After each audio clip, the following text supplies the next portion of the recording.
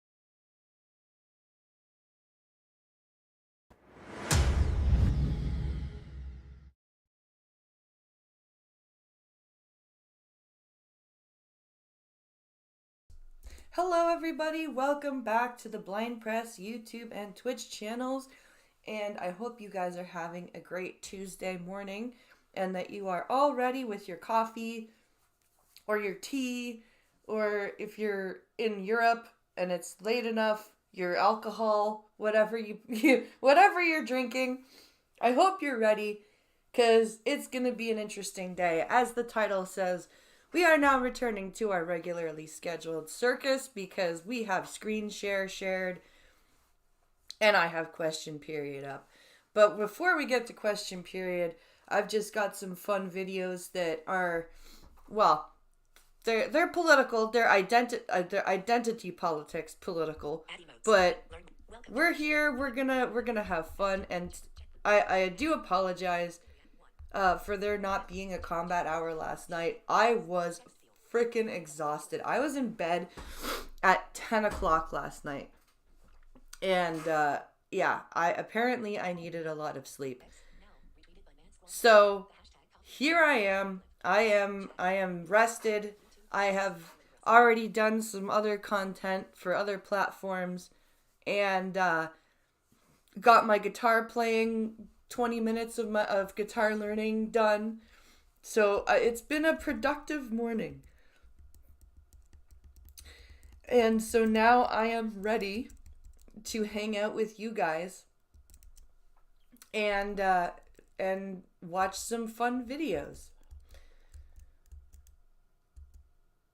Now looks like I did get access to stream on TikTok from hour, just because the combat hour does not bring traffic on YouTube at all. Like, for weeks now, there's been 0 viewers for the combat hour while I've been live, and it's all been over on Twitch. So I'm thinking of trying Twitch, TikTok, multi-streaming for the combat hour, but we'll see. We will see what that brings. What am I gonna start off with? Right, we have 2 videos, and then we have, okay, I know what we're gonna do.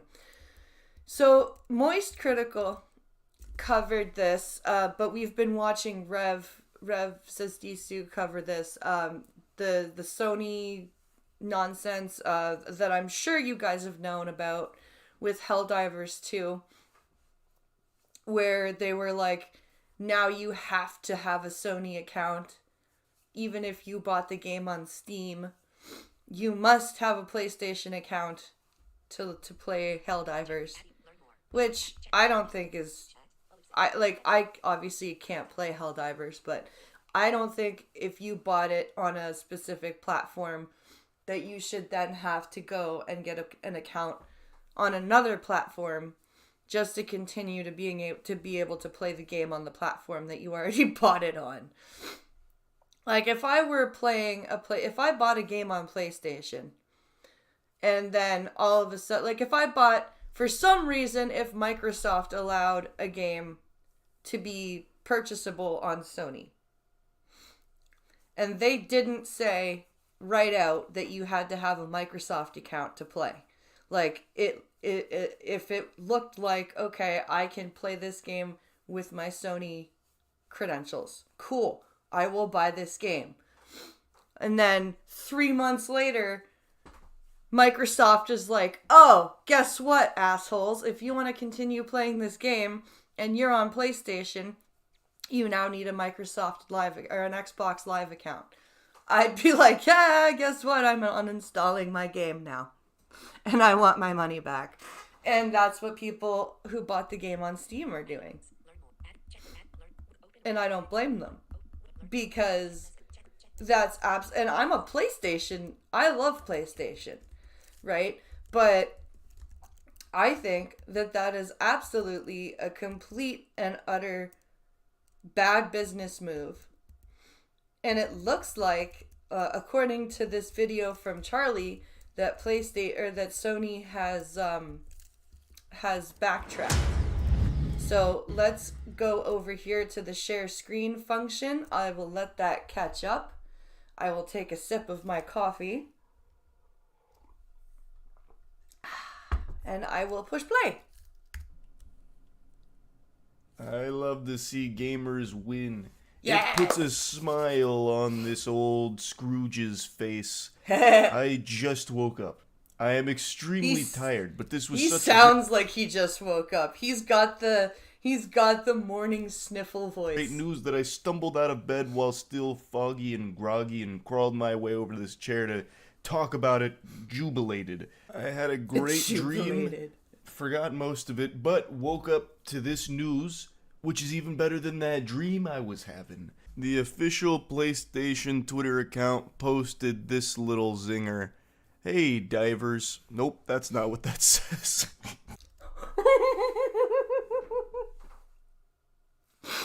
Oh, Charlie. Oh my fucking god. Oh, I'm Charlie. so tired. It's got me struggling to read at a 3rd grade level. Charlie. Helldivers fans, we've heard your feedback on the Helldivers 2 account linking update. The May 6 update, which would have required Steam and PlayStation Network account linking for new players and for current players beginning May 30th, will not be moving forward. We're still learning what is best for PC players, and your feedback has been invaluable. Thanks again for your continued support of Helldivers 2, and we'll keep you updated on future plans. There you go! Now this game is salvageable. Now this game is salvageable. I wonder if Pincolo will get it now, because he was it's really funny, because he was like, he told me, he was like, I was almost ready to play this game, to get this game and try it, because he loves the Starship Troopers thing, right? He loves it. But then they put this out, and he's like, I don't care that we have PlayStation. I don't care that I could just sign in It's the principle of the matter. Like, I shouldn't have to, like, I play on Steam. I shouldn't have to do that. And he's right. They actually walked back that dog shit decision they made that was tanking the reputation of Helldivers 2. Good. I am shocked. I made a video on this yesterday, and I predicted that it was probably already too late and Sony would dig their feet into the ground and just lat spread and take it. And I was wrong. They admitted defeat and gave up. Super Earth is saved. Now, there's something I want to say about this statement that I couldn't help but kind of raise an eyebrow at.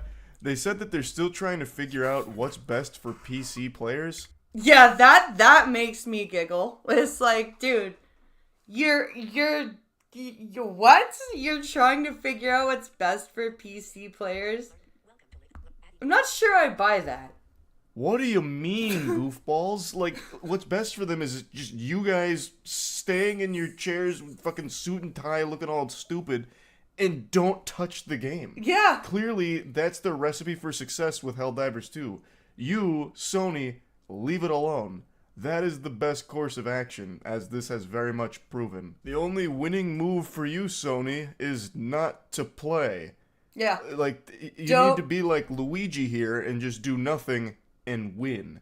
Yes, literally. Just sit back, relax, let Helldivers developers do the work, let the community have fun, and watch the money come rolling in. That's all you have to do. And you might still be able to do it. Like, you walked this back very quickly, so you might still have a chance here. But, oh my god, did you play with fate? I don't know why that's such a hard formula to crack here. It's not exactly like they're trying to craft the Krabby Patty. They've already got it. You just don't meddle with it again. Yes, don't touch it. The last little sentence Literally there in their don't touch statement it. almost reads like a threat. Somehow, Sony returned with another dog shit stupid idea on what they should do with Helldivers 2. Even though all they need to do is just sit back, relax, and let the game continue to flourish and pop off. Because it has been an absolute staple in gaming for the last couple months it's been out. And I don't know why they're doing all they can to try and find creative ways of ruining that. So I'm a little concerned they're going to try something again with it in the future, because it really sounds like they want to do something to it. What? Yeah, I don't understand. Like, I saw some picture on a screenshot the other day, and it was hard to understand because voiceover was only getting parts of it. But, like, somebody was upset because Sony is one of the companies that's in agreement with the development strategy, like, of the UN and stuff like that. And so somebody was you know correlating that to why they screwed with Helldivers, and it was weird. And it's probably going to be equally as dumb as this idea they hatched that almost ruined the game forever. I really hope those future plans they allude to are plans of just how to give the Helldivers 2 team more creative freedom without input from Sony. Yeah. Because they clearly have the cheese touch when it comes to this one. The cheese just touch. Stay off of it. Stay out of it. Scram. Get out of town and don't do this again. I'm very happy that the community seems very receptive to this walkback. Mm-hmm. The reviews on Helldivers 2 are already starting to improve. It's starting to heal. Good. Which is very nice. And people that were going to lose access to this game when this change went through now will no longer lose access to it. Well, and the thing is that there was I think it was the vice president of the development company. I was listening to Asmongold react to this with Pincalo, and the vice president was like, review bomb the shit out of this game until Sony like changes his mind. Like he was like, this is, if you leave negative reviews and everything, this is going to be our ammunition to go to Sony and be like, see, you idiots, why would you do this? And it looks like he was right. So I hope to God he gets to keep his job. because he took a big risk speaking out like that, telling people to actively be negative about his project. And that probably had to hurt, because I know that independent game developers, they still actually want to develop a good game, right? So he was most likely very upset about having to tell people, go talk shit on my game, because it's the only way to help it. To it, all around a very happy ending with people cheering, like that final scene in Star Wars when they burn Qui-Gon Jinn's body. That right now is Sony's body right now. Wait, Being what? burned as Nobody everyone was celebrating cheering in a when big they were... way. What the fuck are you talking about? Oh, Charlie. What Star Wars did you watch? So, it's not just the community that's happy, by the way. I don't remember people Arrowhead cheering in that themselves scene. is very, very happy, because this does not seem like a decision they really wanted to be behind.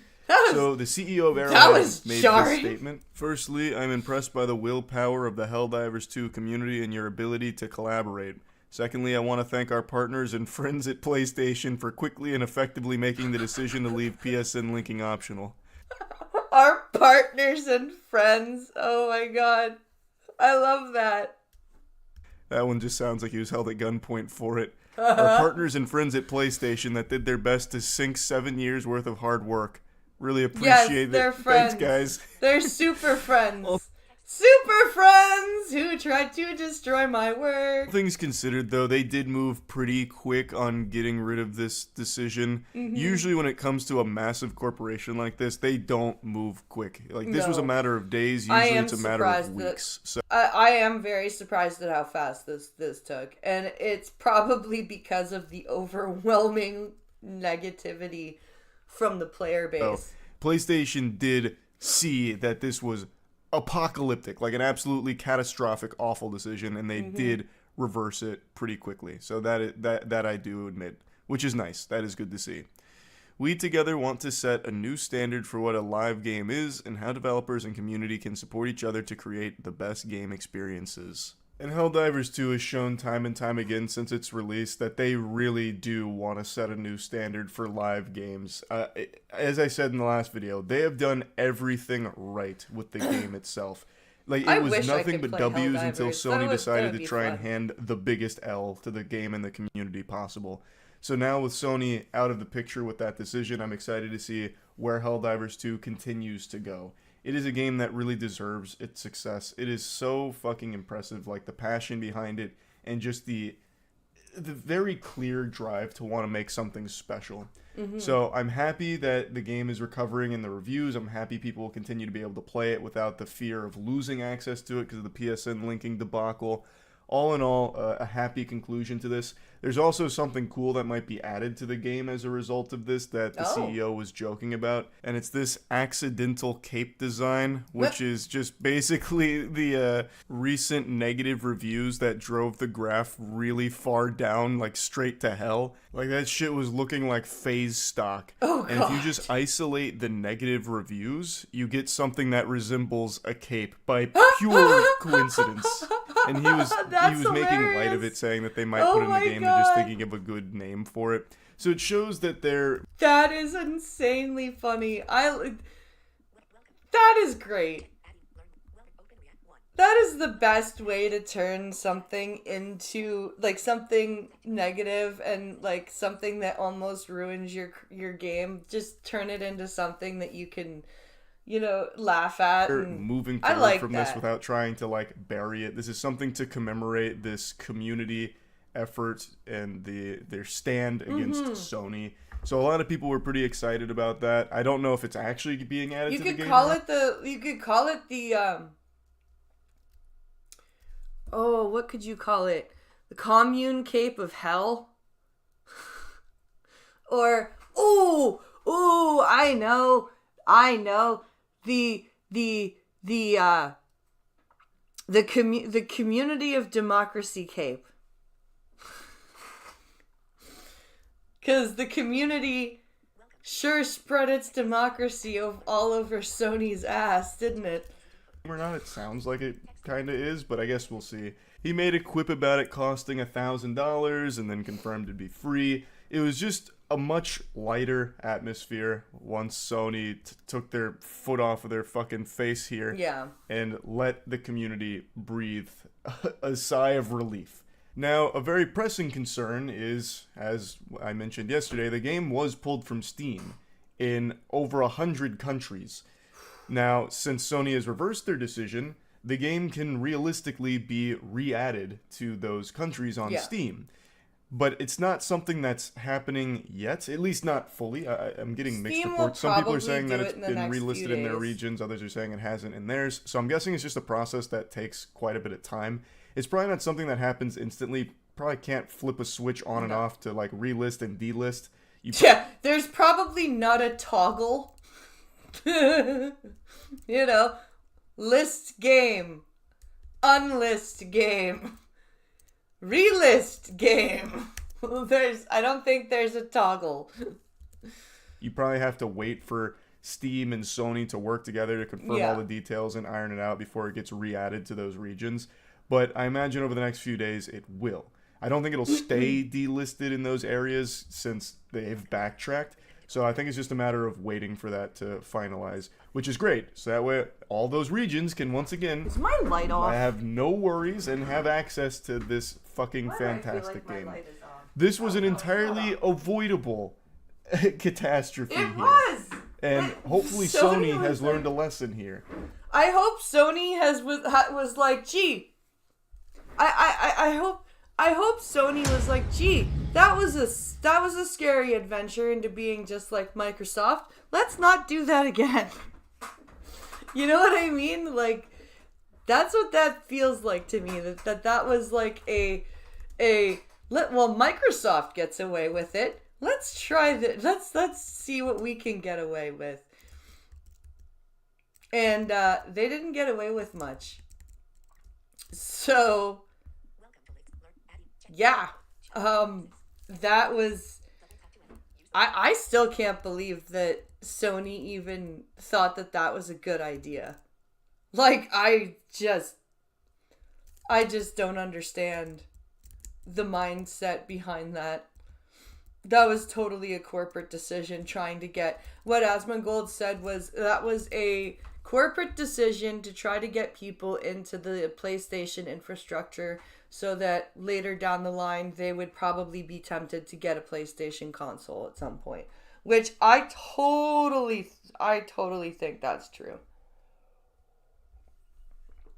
Because there's no other reason to have a PlayStation account if you don't have a console. There's no reason for you to have an account.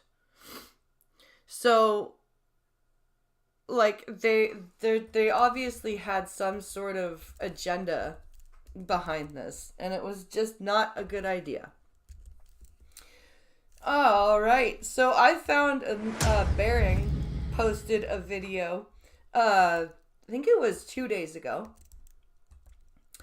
About a fat acceptance activist. Those people are always fun.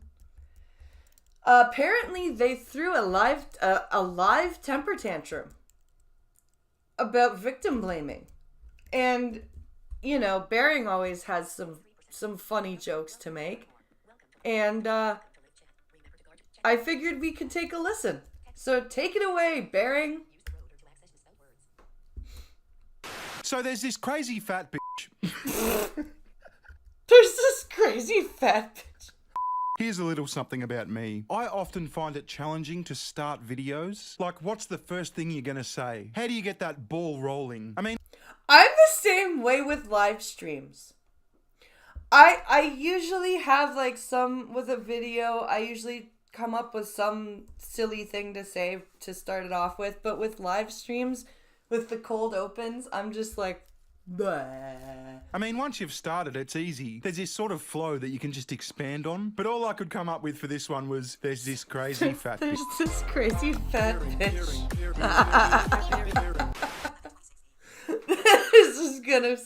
This is gonna go well. Let me rephrase myself. There's this alarmingly rotund, brave Australian female fat activist. And alarmingly rotund. when I say fat activist, I don't mean fat activist, I mean fat activist. Like her activism isn't for fat people, she's an activist who's fat. Now before we go on, it's Mother's Day soon. Her activism isn't for fat people, she is an activist who is fat. Have you organised a present for your mum? Get it? Yeah! Has anyone organised a present for me or your mom? The gift she deserves. With a coffee brand coffee Mother's Day gift box. They include a packet of their popular 003 medium roast, which is a top tier coffee, take it from me. Some toffee brand toffee with almonds, kettle corn and some saltwater taffy. It all comes beautifully packaged direct to mum's door. That. Get 5% off at checkout by using the link below and the promo code BEARING. Anyway, this fat activist has been making news headlines this week for getting into an argument with Anthony Albanese, our Prime Minister, at a march against domestic violence in Canberra last week, code BEARING. Anyway, this fat activist has been making news headlines this week for getting into an argument with Anthony Albanese, our Prime Minister, at a march against domestic violence in Canberra last weekend. So she got into a fight with the Prime Minister at a march that's pretty much anti-fighting. Okay, carry on, Baring. And this all came about because a bunch of chicks have been killed by their partners recently. I mean, it happens all the time. Because I'm sorry, Baring, but statistically, Australian men are fucking horrible to their women. Really horrible. Now, granted, it happens in Australia at a lower rate than other countries, like the United States, the UK, Canada, France, Italy, Germany, Austria, Poland, Spain, Portugal, Greece, Norway, Switzerland, Finland, Iceland, Denmark, Mexico, Russia, Ukraine, Romania, Slovakia, the Czech Republic, Turkey, Israel, Brazil, Argentina, Chile, New Zealand, Thailand, South Korea, India, Sri Lanka, and literally all of Africa. But I mean, apart from those countries, our stats are just way up there. Now, why is it that Australian stats are overblown then? Because that is the myth. Like, up in Canada, we are fed the myth that Australian men are just horrible to their women. Like, that is something that we are told.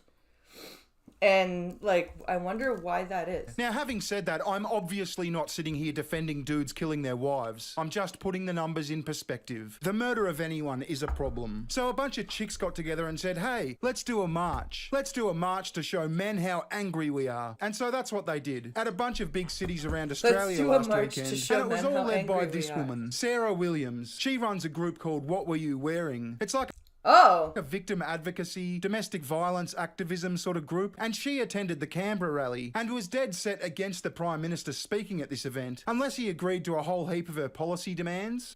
No. Oh. So the Prime Minister can't come and talk at your rally unless he basically says what you want him to say?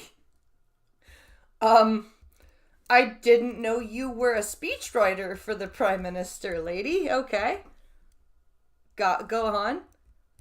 Go on. It's the Prime Minister speaking at this event, unless he agreed to a whole heap of her policy demands. No, he won't be speaking unless he was to turn around and say he's committed to a bunch of stuff, which he won't. And no other minister will be speaking unless they commit to something, which they won't. So let's see what happens, though. She can barely, she's like panting. Let's see what happens though. Transparent. If you've come here today for the Prime Minister because of him coming and you're not here for the cause, please don't continue marching. So anyway, then they're doing their speeches and stuff, and the Prime Minister's sitting there like a good boy, and he's like, oh, do you want me to make a speech or not? Anyway, here it is, I'll just show it to you. There is a point to showing you all this, I'm leading up to something. Okay. First of all, she is just completely out of breath. Now apparently, if you're here to see the Prime Minister speak about domestic violence, then go away. All right, then. As women around the country gathered to march at the weekend, they were joined by the Prime Minister, who walked with the crowd and listened. When the rally called for the federal government to do more, he wanted to respond. Rally organiser Sarah Williams let the crowd decide whether he should speak. Speaking or not speaking? They're saying speak. I can hear them. He should speak. Listen. Speaking or not speaking?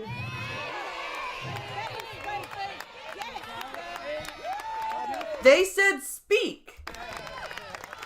And with microphone in hand, the Prime Minister expressed his frustration. To be clear, we did ask to speak, myself and Katie, and were told that that wasn't possible, and that's fine. I respect the organisers' right to do that.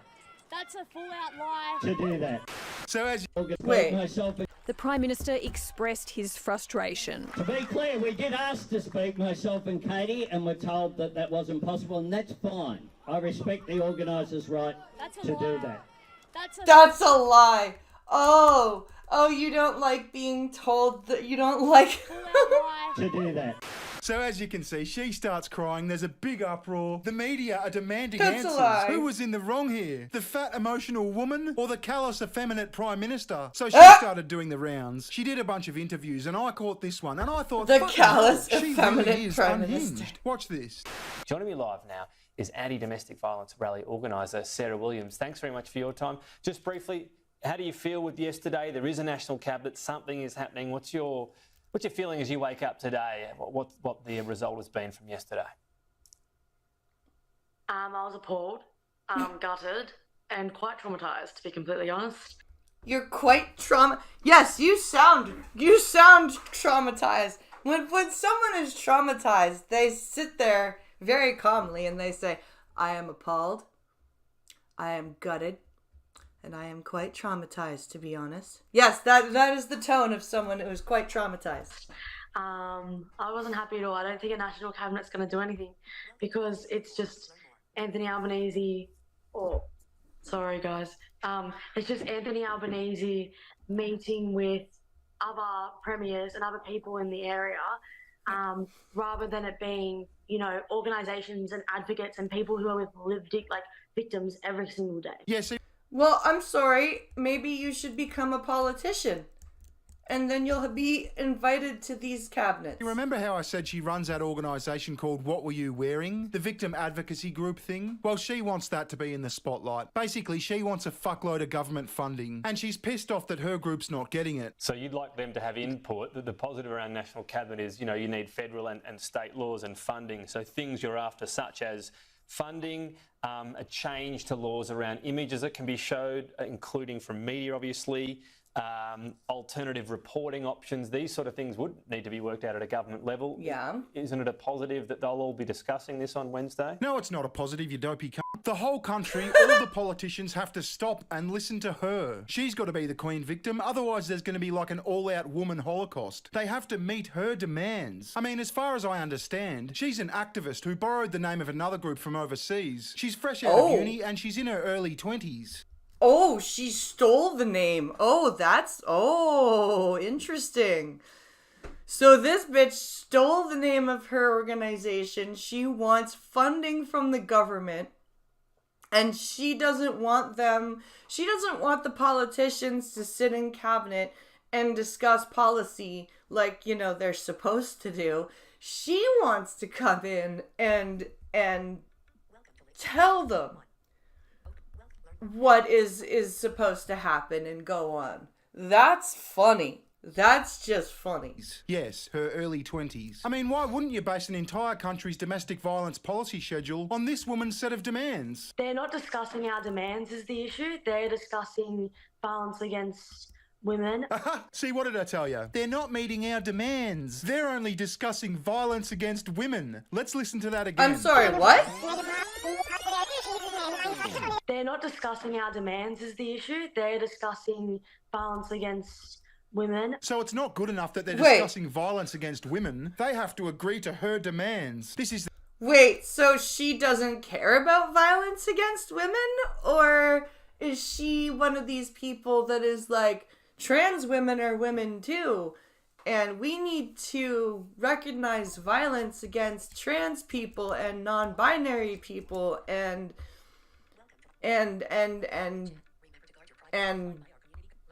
I don't know what else. Freaking people who wear rabbit ears on their head. I don't know. This is the Sarah Williams show. That's all it is. I think that this is just, you know, it'll be interesting to see what comes out of Wednesday, but I don't think they're going to come out of Wednesday with they've committed to our demands, because if so... Yeah, your demands only. Because you're the only people in the country. And my thoughts is, you know, with the demands, he needs to actually work with us. One of the things I called on him in the audience yesterday was, will you meet with us to start a conversation about these campaigns and get the information and knowledge? And they did not answer. So that to me is like, how's that going to do anything if you haven't actually met with the people to get the insider knowledge? Yeah, see, why the fuck are you the insider knowledge? I mean, I don't know if you're a domestic violence victim. Maybe you are, but you don't speak for all women. In fact, you seem to have pissed a lot of women off. You've, like, divided the cause. Oh, dear. Isn't that always great? When there's a woman who shows up and, like, completely fucks up the whole cause and pisses everybody else off. Because don't forget, Anthony Albanese leads a left-leaning government. So according to most of these chicks who tend to lean left, you know, the ones that get out and rally and protest and stuff, Anthony Albanese is a saint compared to his opposition. So part of all of this in terms of what actually happens, you've said, or there's an allegation the Prime Minister's said in response to all of these calls, I'm the Prime Minister, I run this country. Okay, that's true. He is the Prime Minister and he does run this country. What's the context that you're trying to make him sound like a dictator? He said he didn't say this. Do you stand by? Are they the exact words he said? Yes, his exact words he said. Yeah, see, this is where it starts to get juicy. I mean, according to the footage, he did say, I'm the Prime Minister. I'm not sure if he said, I run this country. I don't think he did. But even if he did say that, he kind of does, unfortunately. But this woman's trying to play it off as some sort of misogynistic remark. Anyway, watch this. But I've not been told that he hasn't said he didn't say it. I've been told he's avoided the questions all day.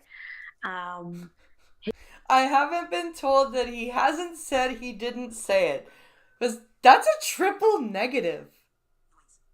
That is a triple goddamn negative. How does that work? He said that whilst I asked everyone if we wanted him to speak, and there was about 20 or so people behind that heard him say it. You heard him say it, huh? Heard him as well, because he says there were cameras there, there were microphones there. Check yourself. Do you have any evidence of him saying that, given how central this has all become? Yeah, we do, and we have many witnesses going on 2GB radio tomorrow to discuss. You have witnesses? Where's the footage? Why do you need witnesses? Why don't you just provide the tape? See, who gives a fuck if he said it? What's the difference? He said, I'm the Prime Minister. What's the difference between that and I run the country? I mean, like I said, I think she's trying to play it off as some sort of misogynistic remark. So we've got a scenario where something was recorded on video. This chick throws a bitch fit. Then the Prime Minister says, check the video. Then she says, no, he definitely said it. Trust me, bro. I've got like 30 other angry chicks that are going to back me up. And this news presenter's like, yeah, but there's no actual evidence. I wonder how she's going to take to that. Right, but you're saying you've got a recording of him saying this. We've got our recording, that's the live stream, but he's behind, so we're waiting to get the recordings for if anyone got audio from the background. But just because if someone didn't get audio of him saying it doesn't mean it didn't happen. That's victim blaming at its best.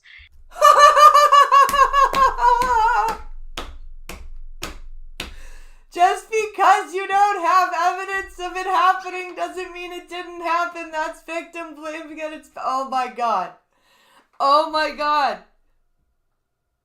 Oh my god. Oh my god. You stupid whore. Oh my Jesus. And our organisation is called What We Wearing Australia. We're about ending victim blaming, and what you're doing right now on live TV is victim blaming me.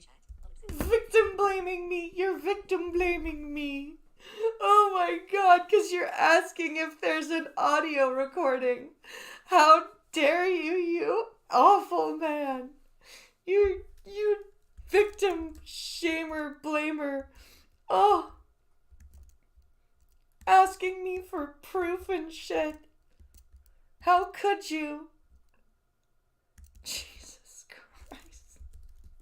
So please don't do that. You're victim blaming me live on TV. Come on. What are you a victim of? A minor disagreement with the Prime Minister? This is why this woman should have no say in policy making. She's a pearl clutcher. The guy on the news calmly asks her what's what, and all of a sudden she's a victim. Go away, lady. Grow up. One of our demands, no, I our was third just asking you demand because you... No, but our third demand, so- if you actually knew about the campaign, was mandatory victim blaming prevention training for media personnel. Mandatory victim blaming training for media personnel. Dude, all he's asking for is the proof that the Prime Minister said the statement, "I'm the Prime Minister, I run the country." That's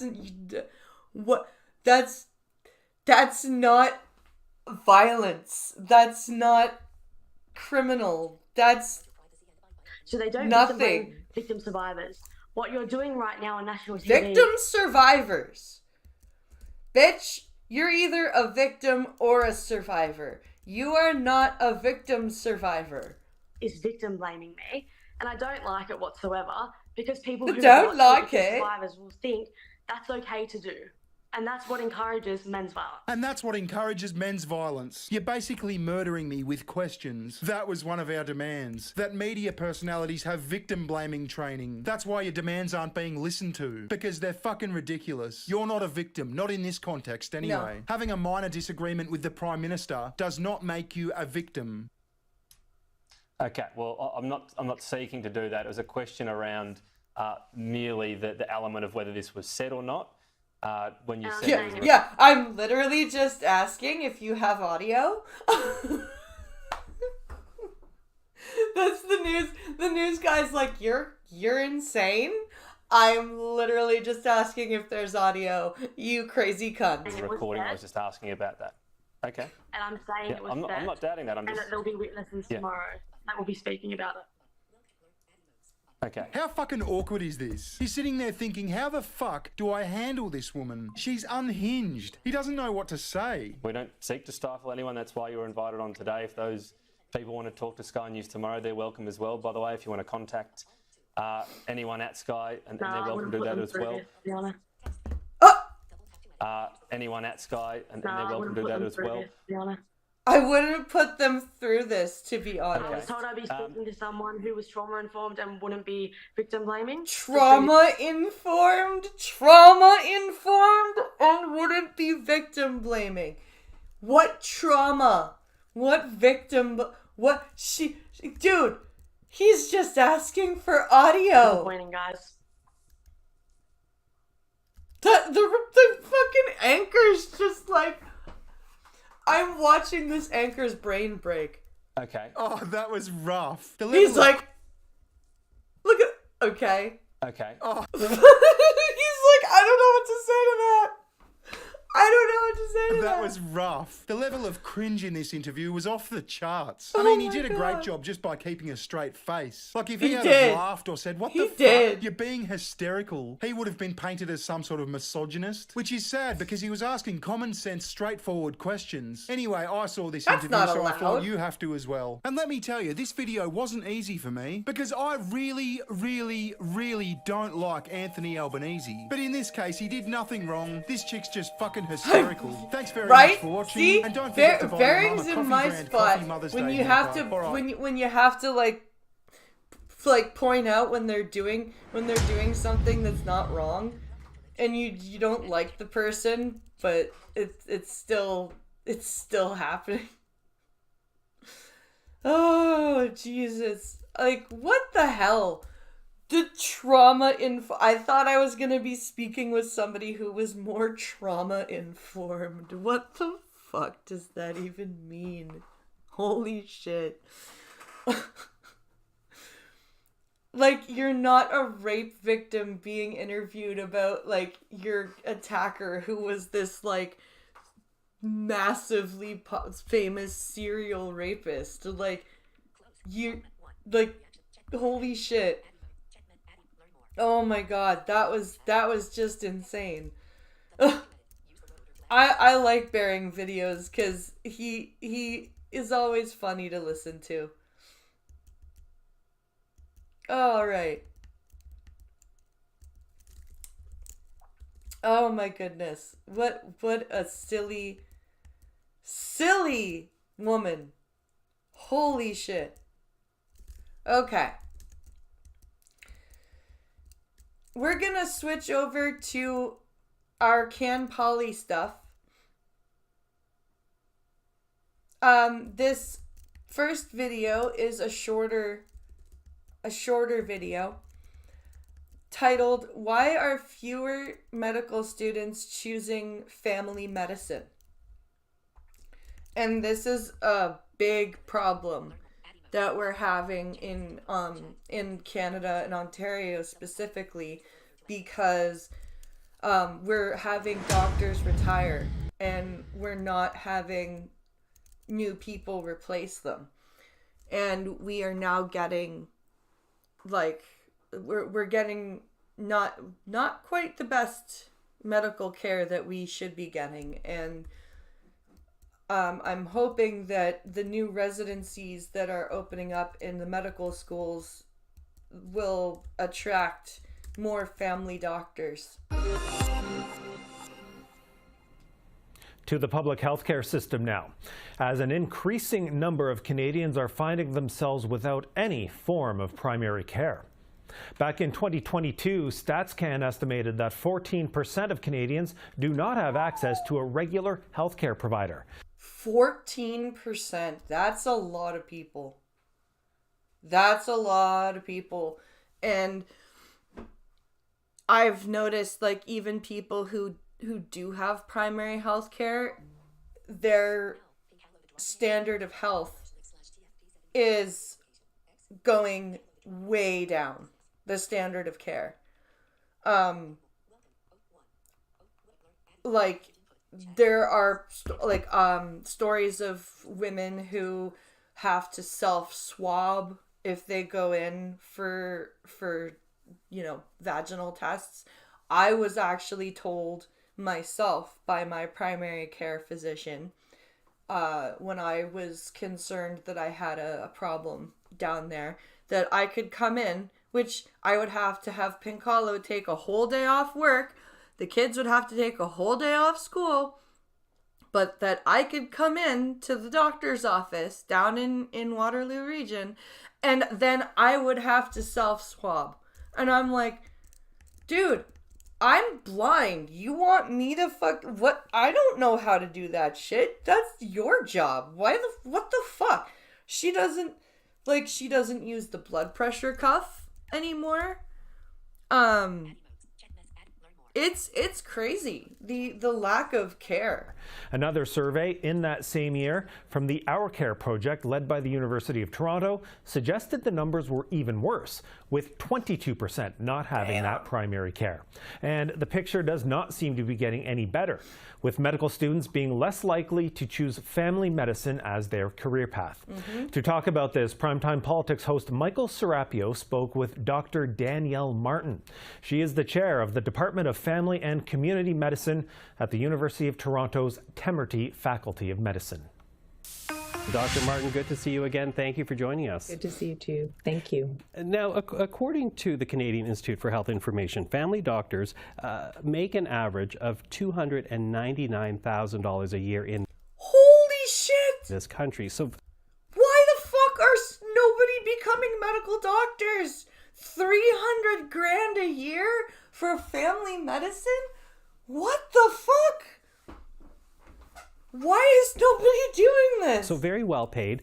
Why are med school students shying away from family medicine?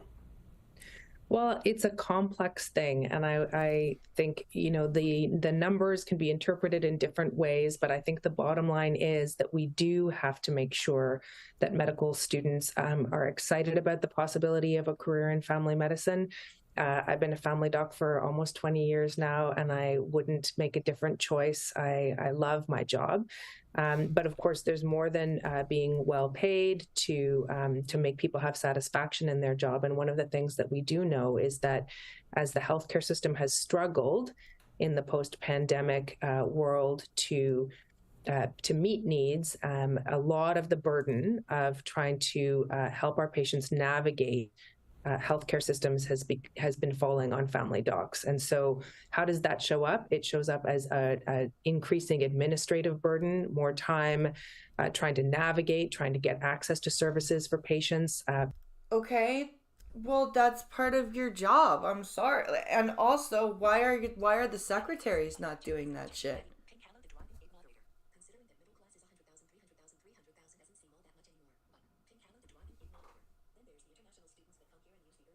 Then there's the international students that come here and use the urgent care system. Yep. Considering that the middle class is 100,000, 100 to 300,000, 300,000 doesn't seem all that much anymore. Good point. But back in the early 2000s and the 90s, that was the secretary or the nurse's job to do all the administrative shit. That's why the doctor had an RN with them. The RN would be the one to come in and do the vaccines, the blood draws and everything. And then also the RN would be the one to do the paperwork. They would be the one to do the faxes, and like the doctor would be like, hey, nurse, I am ordering this, and this test. You go and make that happen. So why is that not a thing anymore?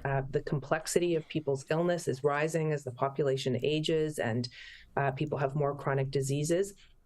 It's becoming a harder job. And of course, just as inflation has hit every sector of the economy, those family docs out there that are running a small business are experiencing costs at a higher level. And all of that gets transmitted to our... The overhead of running a practice, they will have to pay for building, like if they didn't buy the building outright, then they will have to pay for the space that they're using for their practice, the insurance that they would need for doctors, like the malpractice insurance and all that. Like they would need... Let's see. Right now, doctors that come from foreign places don't qualify to be doctors here. So now, these assholes in Parliament have said they're going to try to lower the standards. But that is not a good thing either. No.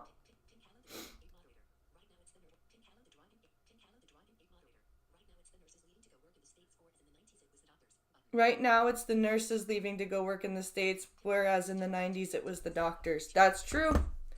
That's true. We had a big exodus of doctors in the 90s leaving to the States, and now it's the nurses. To our learners. So there are things we can do in education to make people more excited about a career in family medicine, but there are also things we need to do to fix the health system, make it a job that is joyful and that brings meaning to people's careers. And our students are looking for signals that they can have a long and happy and fulfilling career as family doctors. And we're not yet delivering enough of those signals to them. Mm-hmm.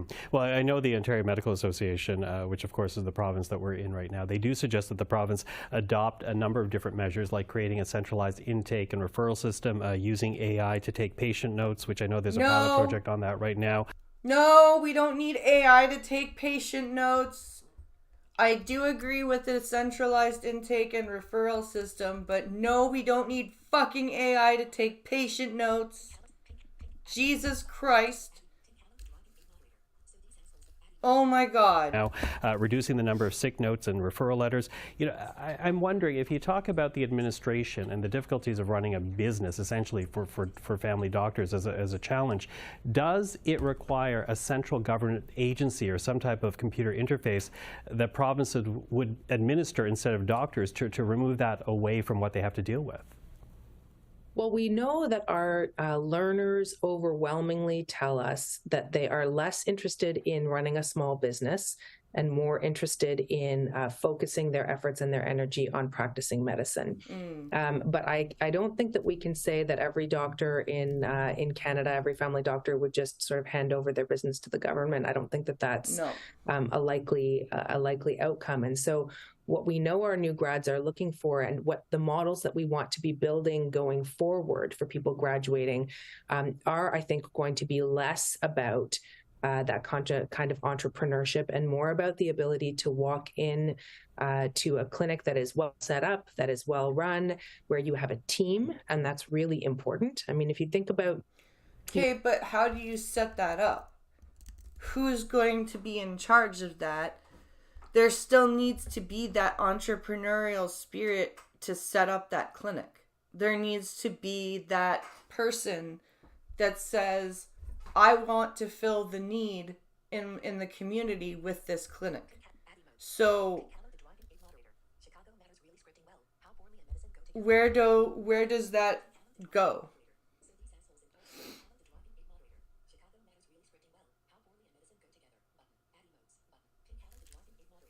Chicago Med is really scripting well. How poorly in medicine?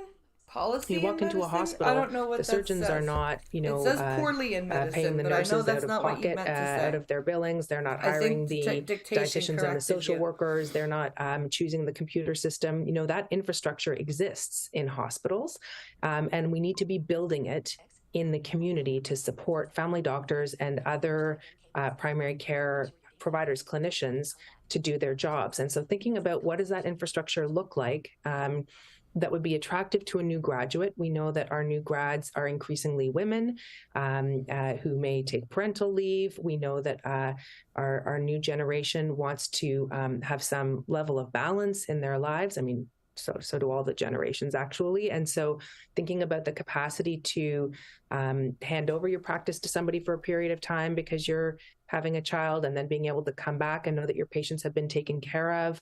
Yeah. Well, not when you go on maternity leave, does your doctor tell one of your patients that have prosthetic eyes and they have a simple eye infection to go to a fucking optometrist? Jesus Christ. And to be able to work in that team environment where there's a pharmacist I can consult on a difficult medication question, or a social worker who can do psychotherapy for my teen patient who's having a mental health crisis. Those are the things that we need to build.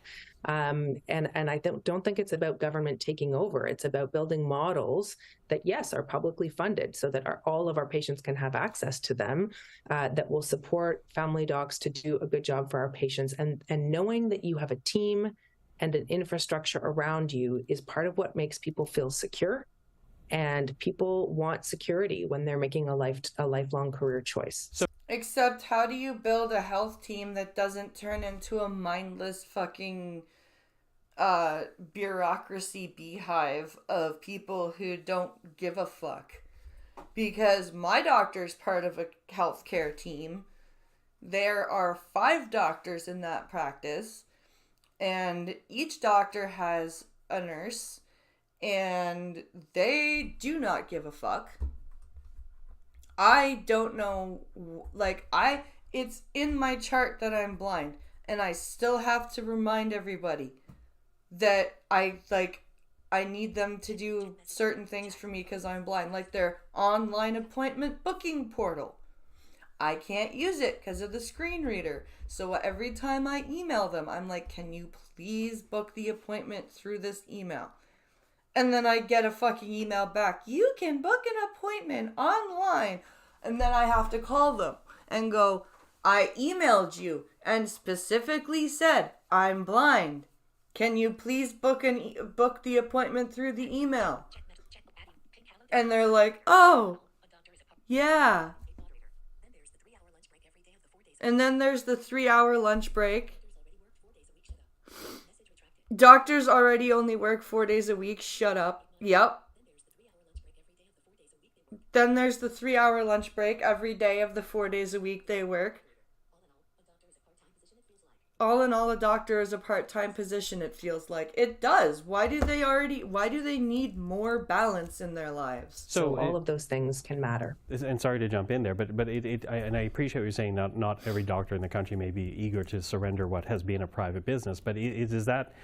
It seems to be what you're suggesting is almost the model going forward, that perhaps, for example, because I know it's been floated, doctors become an employee of the province and get a salary rather than billing per patient. Is that the type of model? It's future casting rather than trying to deal with what currently exists? I'm not sure that doctors would become employees of the province. We don't have that model in hospitals now, but certainly we do have models that exist in primary care, like community health centers, where doctors are employed by the health center and they're salaried and they have a pension. And that's what's going on in our town. There's a health unit that has doctors in it that are paid through the health unit, which I wish they were accepting patients, because I do not like driving to the old town to get fucking treated like a number. And they have paid vacation and all of those things, and they work in a team. And there are also other models that we can be looking to. So, a doctor doesn't necessarily have to be fully employed and salaried, but can be working in a team-based model where they're drawing a steady income. There are lots of different ways to set it up that gives them some stability and allows that infrastructure piece to be taken care of. So I think it's I'm not sure that the provincial and territorial governments are going to want to get in the business of employing doctors either, but I do think that we can be doing something closer to stability for our new graduates. And there are lots of different ways to structure that would be potentially attractive to a new grad who's not interested in running a business. Ultimately, I think it's less about, is it an employment model and a salary model, and more about, is it a model that gives people some predictability of income, some predictability of support, so that they can come in and out in those early career years when people are building a family, knowing that their practice will be taken care of. And that team, I cannot emphasize enough how important that team is. Okay, but again, I see this team shit in big cities, and nobody gives a fuck. What do you I don't understand. It's amazing how much privatization there is in healthcare and people still cry about it. But no, it drives, I don't understand this whole concept of a team is the savior of the family medicine. I don't understand. I've seen family medicine teams for years, and it's been both a team of medical colleagues who can cover you so you can take a vacation or whatever it is, and also a team of interprofessional colleagues who can help you to manage what is an increasingly complex job. I mean, when we look at the seniors who we take care of in our family practices today, it's not uncommon for people to, need 3 or 4 different specialists. You're trying to coordinate and quarterback that care. They've got 12 medications. Yeah, and most doctors don't want to fucking work with others. That's the other thing. You talk about teamwork. How many doctors actually want to send in those referrals? That would be none. They don't want to share the fucking the workload. That's the thing. They complain about burnout, but then you go and you ask your doctor to be sent to a specialist, and they're like, I don't know, maybe. Why don't I try to solve this first? And it's like, dude, you're a GP. Fucking do the referral. They some of them are homebound, they need a lot of support, and we as family docs want to give that support. It's an honor and a pleasure to do this job, but to do it alone without any backup or support around you is not a credible model. Teach that to the people who are family doctors that refuse to send in referrals, okay? Dr. Danielle Martin, we could go on this, but I do want to thank you for the time. Really appreciate the insight. Thanks for having me.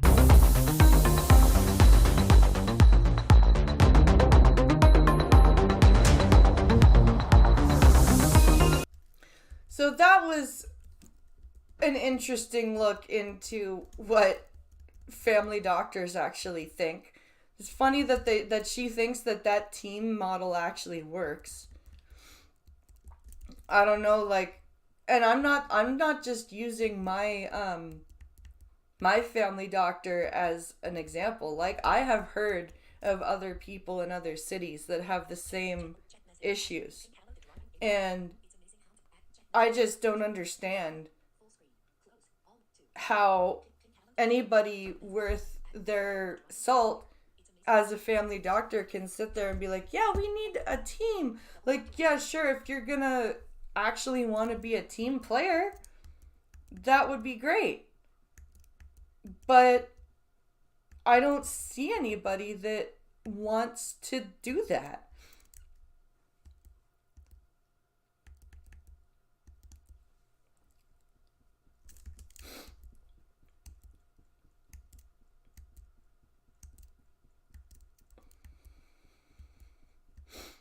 So, yeah.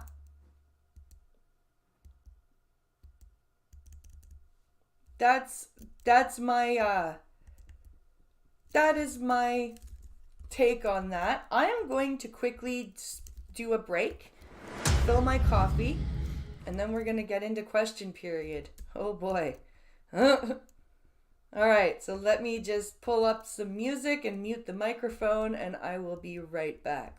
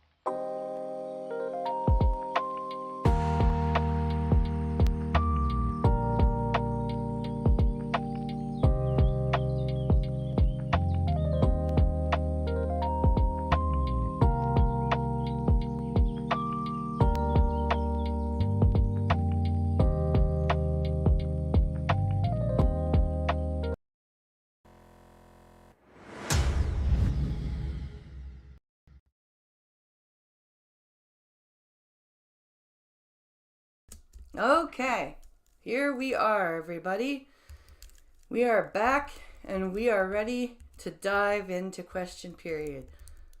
So, I watched question period from last Thursday and last Friday, and it was basically all the conservative backbenchers asking the same question: why have drugs not been recriminalized in BC? And the Minister for Mental Health and Addictions repeating over and over again, we care about the addicts in BC, trust us, but we're not going to recriminalize it. We're working with the province. They're super concerned, and so are we. Addicts need healthcare, not recriminalization of drugs. That's basically the last Thursday and Friday's question period, summed up for everybody. So this that I have right here is yesterday's question period. So here we go. We are going to take a listen. Oral questions, questions orales, l'honorable chef de l'opposition. Yay! The headlines in Quebec, not you again today show that after 9 years, this Prime Minister is not worth the cost of housing, which has question why Justin has a period. Hello, Duck Dog. Tenure. It's a welcome it's a to the stream. Disaster about to happen. Organizations are calling for help. There are renters who are contemplating suicide, soon to be forced to live in their van. These are the headlines. After 9 years, why should Quebecers believe the Prime Minister now? The Honourable Minister of Housing, Infrastructure and Communities. Mr. Speaker, I understand this situation is difficult for renters and people who don't have housing. Difficult? It's difficult. It was difficult 6 years ago. We are looking at difficult, and we can't see difficult anymore. That is how far past difficult we are. And that's why the government, after discussion and negotiation, has entered into a deal with Quebec to build affordable housing. With federal officials, 8,000 to 10,000 affordable housing units will be built. The leader of the Conservative Party is opposed. That's not okay. We need to work with our Quebec counterparts to build affordable housing. The Honourable Leader of the Opposition. More expensive promises. This Prime Minister is not worth the cost after 9 years. What's worse, the Bloc voted in favor of $500 billion in inflationary centralizing spendings. Yeah, this is the big problem. This is why the Conservatives keep voting against all this stuff, is because it would centralize and put as the responsibility of the federal government a whole bunch of things that are supposed to be provincial jurisdiction. That is why the Conservatives keep voting against this stuff. That's going to cause interest rates to shoot up. Quebecers will lose their homes, and taxpayers will have to pay even more now on debt service than on health care. If you want to make me exercise, you can donate to Streamlabs. The two donation prices are $10 for overhead presses or $15 for 15 jumping jacks. We have a plan to build more housing more quickly, but the Conservatives voted against it. We have a plan for a green... Also, a sub on Twitch it's $10 or a sub on Twitch is 10 overhead presses, and then $15 is 15 jumping jacks. Mr. Speaker, I'd like to share some big news. Oh, big news from Krista Freeland. And that is that our credit rating, our AAA credit rating, the highest possible credit rating, Canada still has that because of our budget We don't policy. care about that rating. We want to be able to eat. Crime chaos, drugs, and disorder. It has now been 10 days and 60 dead British Columbians since the government of that province has asked the Prime Minister to reverse his deadly and radical legalization of crack, heroin, and other hard drugs in children's parks, hospitals, on transit. Why will he not reverse his radical agenda? Because they super care about addicts, you guys. But addicts just need health care. For mental addictions and health. Mr. Speaker, communities in BC are facing an extremely serious challenge. It is a toxic drug supply on the Yes, the AAA credit rating, which allows us to borrow more money to give to other countries. Right? Exactly. Streets and people for mental addictions and health. Mr. Speaker, communities in BC are facing an extremely serious challenge. It is a toxic drug supply on the streets and people are dying.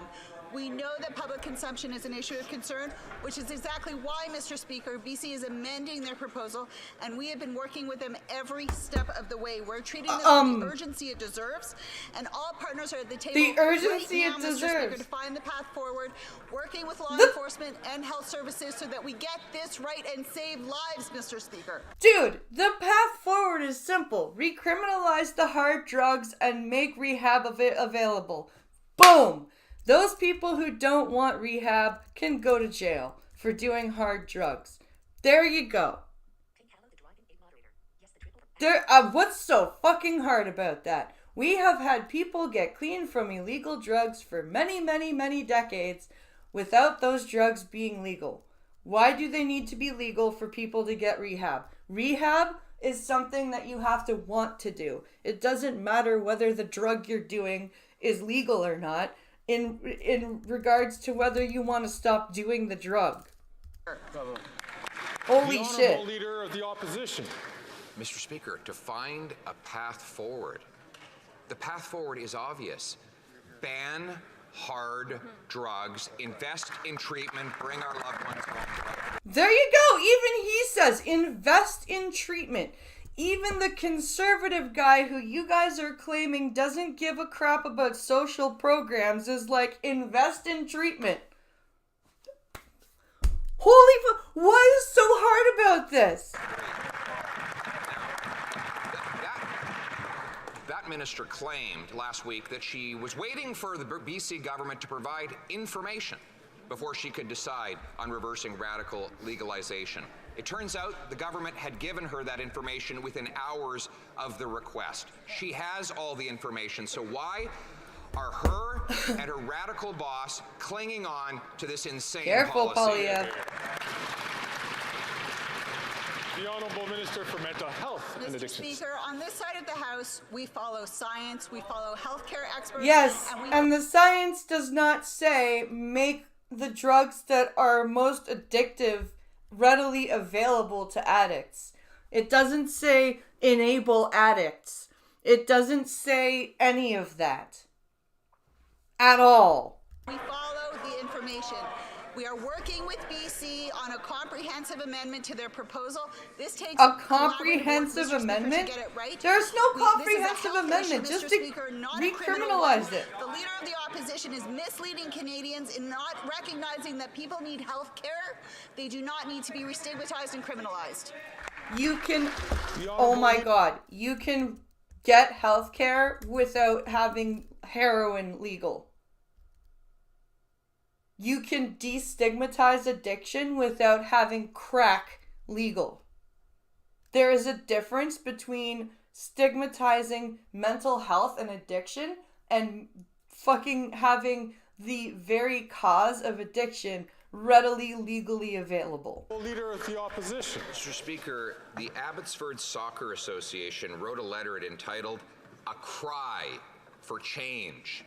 Volunteers with the organization have found dirty needles that can puncture innocent children in the playing field.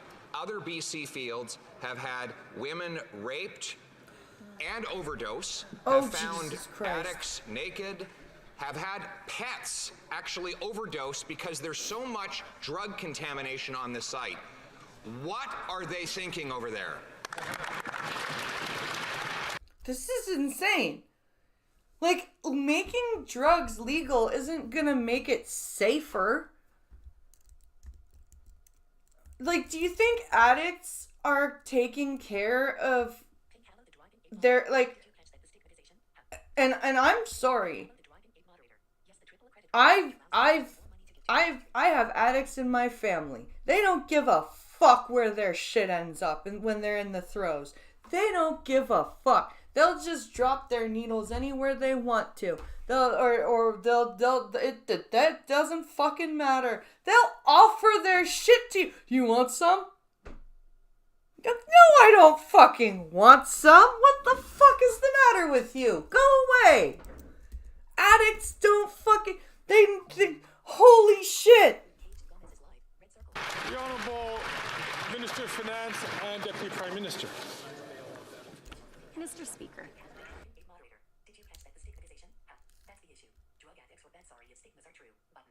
Did you check that? Did you catch that stigmatization? Yeah, I did. That's the issue. Drug addicts are bad. Sorry if the stigma is true. Well, think about it. They think they can counteract this by having people walk around picking up needles with sharps containers. That's true. And offering them chocolate bars.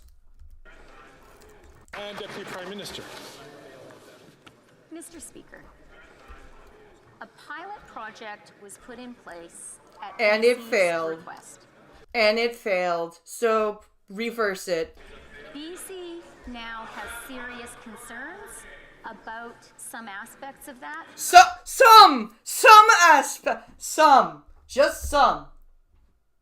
Just some. It's not like they're asking for a complete reversal of the pilot project. No. They just have some concerns. Why are you acting like you want Canadians to be... Oh my god. Oh my god, I'm about to sound like a conspiracy theorist. But I swear to god, they want Canadians addicted to hard drugs. So they can't fucking stand up for themselves. And so they'll just take the government handout and holy shit.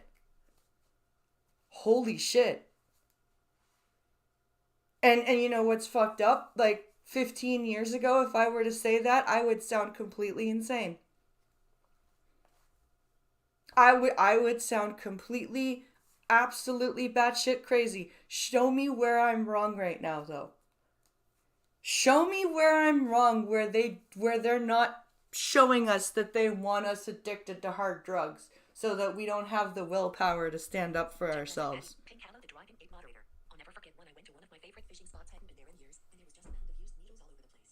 I'll never forget the time I went to one of my favorite fishing spots, hadn't been there in years, and there was a mound of used needles all over the place. Jesus Christ. That's awful. We share those concerns, and we... Oh, you do? But I do want to say, Mr. Speaker, I do not think there is a family in Canada that is untouched by the tragedy of opioids. Yeah, which is why this is so fucking frustrating. For you to be like, we share their concerns, then do what they're asking. That's very simple. Do what they're asking. And I think that it is absolutely abhorrent to try to score political points off the pain of... Dude! You're making it look like you want the citizens of Canada addicted to drugs so that you can do whatever you want. How is that not scoring political points off people's pain? The Honourable Member for La Prairie. Mr. Speaker, the creative people working at Radio-Canada are worried. The cultural community is worried. The Quebec government's talking about a catastrophic scenario. In short, the plan to bring CBC and Radio-Canada closer together is disturbing and looks more like a plan to save CBC at the expense of Radio-Canada. I'm sorry, dude. It's called CBC Radio Canada. It's on CBC too. It is part of the CBC. I'm sorry. Get over it. I don't know what you... Everyone forever has associated Radio Canada with the CBC. I'm sorry. Also, how can you sit here with a straight face with what's going on right now, and this is your question? And no wonder. The CBC's Liberal-appointed CEO has had no qualms about going after Radio-Canada. Internally, they say everything's on the table, including programming and management. Will the Prime Minister commit to maintaining Radio-Canada's independence from the CBC? The Honourable Minister of Canadian Heritage. Mr. Speaker, I'll repeat what I said last week. In no way will services to Francophones in Canada, whether it's in Quebec or outside Quebec, in no way will those be affected by internal restructuring at CBC Radio-Canada. What upsets me is hearing the... See? He just said it. At CBC Radio-Canada. I fucking told you. And it's basically the same position the Conservatives took, that CBC and Radio-Canada should be completely separate and funded separately. I don't understand where they're going with that. It makes no sense. The Honourable Member for La Prairie. There's what's said publicly, and then there's anonymous information. What La Presse tells us is that nothing has been ruled out with this so-called rapprochement, including programming, and there's indeed talk of a management merger. That means a single management team for the French and English networks. In Canada, when you mix English with French, you always get English, because English networks. In Canada, when you mix English with French, you always get English, because French takes the back seat. Where? I live in a majority English-speaking country who already has French as a national language, but English takes the front seat to French. Where? That's what you sound like. Will the Prime Minister put a stop to this very dangerous idea of bringing the CBC Oh, yes, and it's very Canada dangerous, closer yes. together? The Honourable Minister of Heritage. Mr. Speaker, I would point out that the Conservatives are applauding when the Bloc talks. That sounds like your mackerel fishing spot. Oh, that sucks, Duck And Dog. when the Bloc talks about separating I need to get CBC over my from freshwater Radio-Canada, fish thing. I think that's going to be my thing for this summer. They're so aligned with the Conservatives. I've never over liked something seafood, as though. important and fundamental as our public broadcaster. They were never able to protect the public broadcaster from the Conservatives when they were in power. And why are we talking about the Conservatives when they were in power? It's been 10 years. It's been 10 years. What the fuck is wrong with you people? Here we are saying that the Francophone programming... Seriously, streamlabs.com so I can get a bottle of booze so I can take a shot for every time the Liberals go, when the Conservatives were in power. Holy fuck. Content will be protected. We don't want to cut the funding to the CBC or Radio-Canada. Mr. Speaker, the Liberals delay in protecting women's rights, and the Conservatives straight up want to attack women's rights. Where? Polyev has never said anything about attacking women's rights. Last year, they brought in a motion attacking a woman's right to choose. Right No, now, they they're didn't. blocking free birth control for women. And later on this week, they're going to go and attend an anti-choice rally. Do Democrats want more freedom, An anti-choice more choices, rally? and more affordability for women? So will the government support us in stopping the Conservatives from denying 9 million Canadians free birth control? I'm sorry. First of all, abortion is not going to be attacked. Second of all, abortion is not and should not be used as birth control. Third of all, condoms are readily available at every public health unit across the country. Fourth of all, make birth control pills covered under the provincial drug programs. Fifth, what the fuck? Why does this have to be a federal thing? The Honourable Minister of Health. Let me state it clearly and unequivocally. Every woman in this country every part of this country must have access to the oral contraceptives that she needs to have control over her reproductive future. Make the transfer payment available for the provinces to make birth control covered under their programs. Over their body. I will say to the Conservative Party of Canada, stop blocking this so that women can get the reproductive aids they need to have control over their reproductive futures. Oh, stop. Do you know how much I paid for my birth control when I was taking it? It was like $20. And I was like stupidly low income at that point, and I still was able to afford my birth control. So just cut this shit out.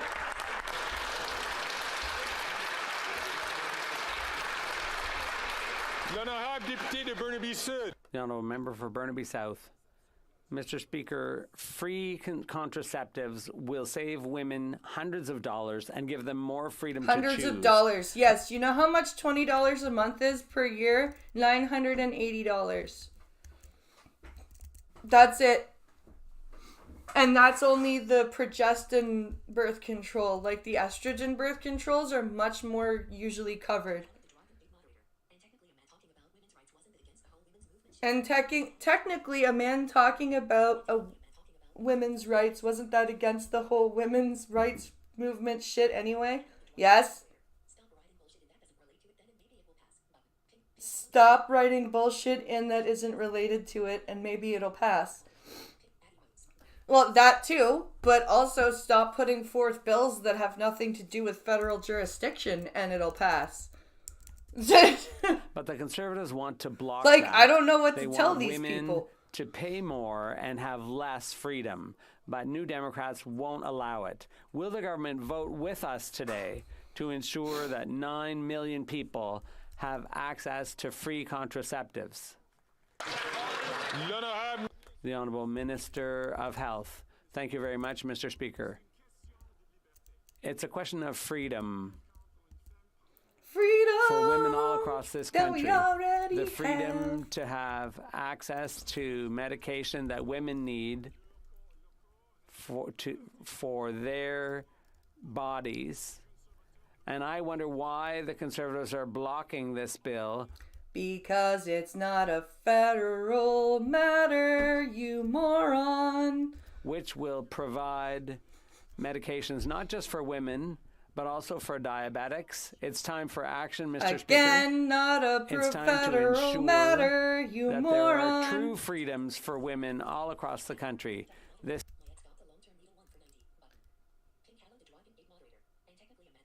My ex got the long-term needle one for $90. Yeah, that really, the needle blows you up, bloats you up really bad, though.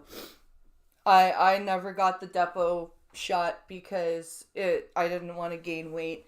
Plus, the meds I'm on, a lot of antidepressants do not indicate well with estrogen-based birth control. So I had to take progestin-based birth control, but I started to feel sick when I was taking it, so I just stopped taking it. And we just used condoms. And then after the second son was born, Pincalo just went and got snipped. So, yeah. This is time to stop blocking this. From Calgary Forest Lawn. After 9 years of this Liberal NDP Prime Minister, it doesn't feel like Canada anymore. Life is more unaffordable than ever. Canadians, the Governor of the Bank of Canada, even random Liberals are saying this government is not helpful. They're out of control spending and not worth the cost. Canadians are living in their cars and in tents because they can't afford housing. They're lining up at food banks in record numbers because they can't afford food and leaving in droves because they can't afford the high cost of living. When will the Liberals implement a common sense plan and bring in a dollar for dollar law, cap government spending so inflation and interest rates can come down? The Honourable Deputy Prime Minister and Minister of Finance. Mr. Speaker, we have put forward a budget that invests in the things Canadians need. No, it doesn't. Why are you lying in a sing-song kindergarten teacher voice? First and foremost, housing. And we're doing that by asking those at the very top to contribute a little bit more. And the good news, Mr. Speaker, is we are doing it in a fiscally responsible way. And you don't have to believe... A fiscally responsible way. Where? Where? See, this is what I mean. Do you want proof that there is no God? These people can stand up and say this shit without lightning just striking through the roof of the House of Commons and just striking everybody on that side of the house down. In any Yes. chair in this house, talk to the Holy analysts at shit. Moody's, who last week reaffirmed Canada's AAA rating, the highest that exists, with a stable outlook. Doesn't get better than that, Mr. Speaker. Member from Calgary. I'm pretty sure it could. Speaker, common sense is chasing this finance minister.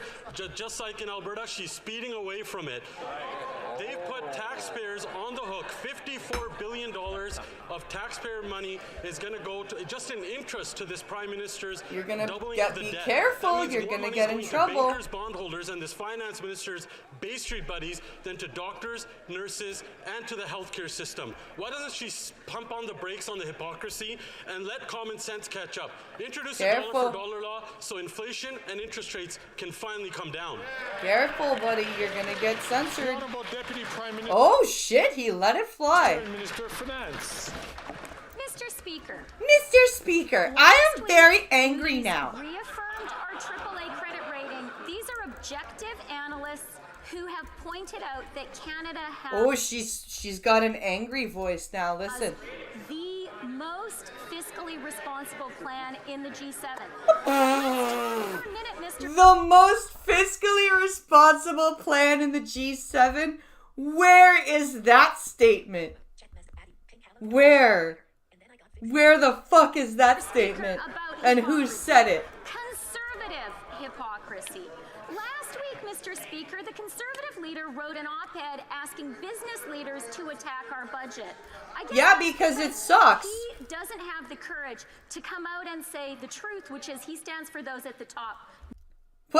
Regular Canadians. I'm sorry, how many of your people are Loblaws lobbyists again?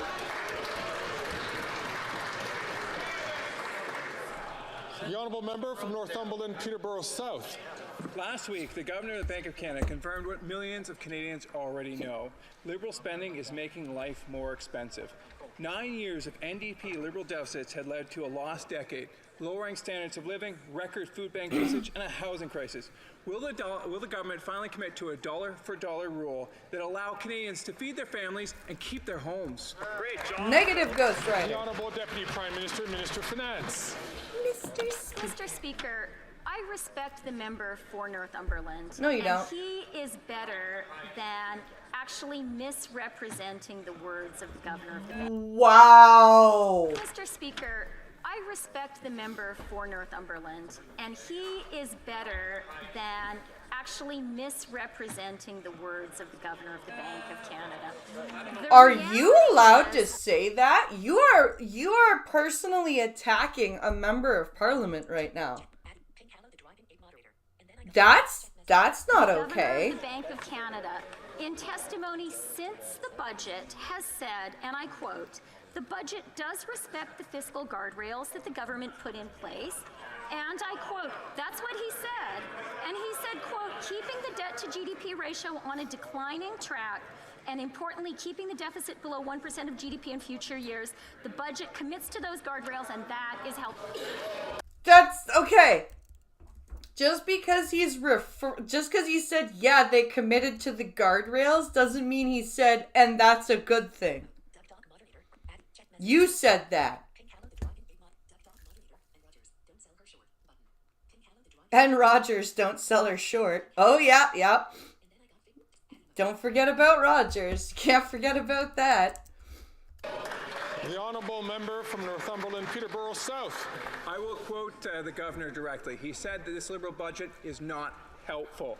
It's more distraction, more denial. In order to cover up their record of massive deficits, which has led to over $54 billion of interest being paid in this budget alone. We'll pay more in the GST. We'll collect more in the GST, or collect more here than in the GST in terms of interest. We will pay more in interest than we will in healthcare transfers. When will they finally get their deficits under control so that Canadians can eat and they keep their homes? This is, like he said, combined for all the provinces and territories, they're going to pay more in interest to the debt than they will to transfer payments for healthcare.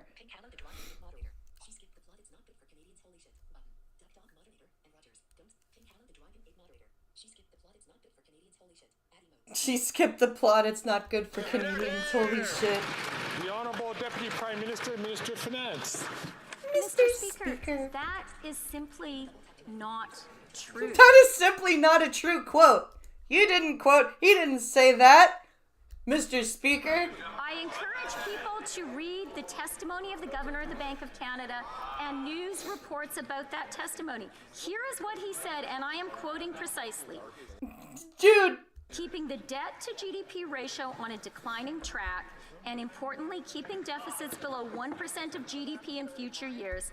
The budget also commits to those guardrails going forward, and that is helpful. Those are the words of the governor. People can just take a look at the transcript, Mr. Speaker. Okay.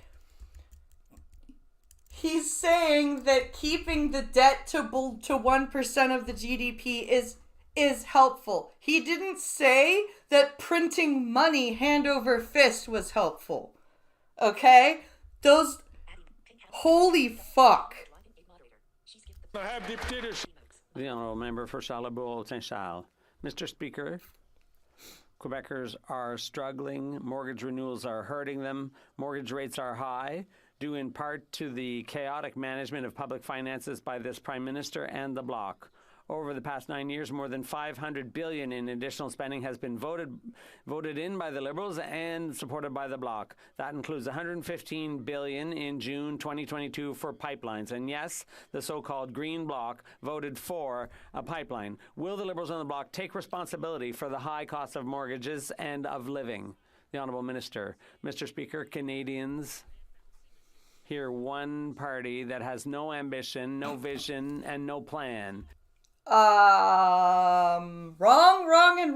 Mr. Speaker, Canadians have a choice to make. They have a choice to listen to a party that has no vision or a government that's investing in youth, in growth, in housing, in science.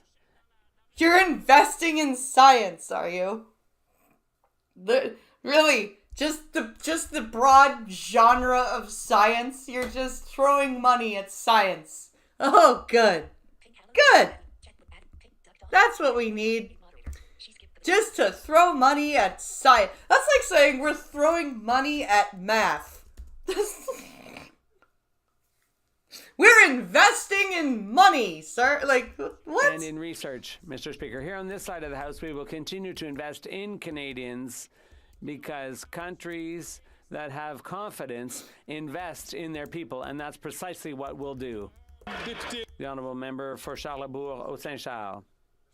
Mr. Speaker, that is the Conservative Party has a lot of vision and common sense, unlike the government opposite, which seems to have lost sight of that. The Bloc is doing no better than the Liberals. The Bloc supported $500 billion in extra spending.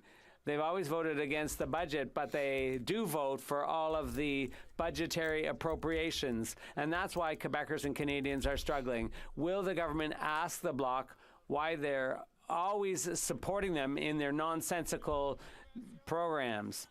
Mr. Speaker, Canadians watching understand that that's not common sense. It's nonsense. In 2024, no, we understand that that's actually what's happening. No vision, no plan for the country at a time when we're in a full economic transition. People watching at home understand we're investing in science and research. We're investing in the science and research.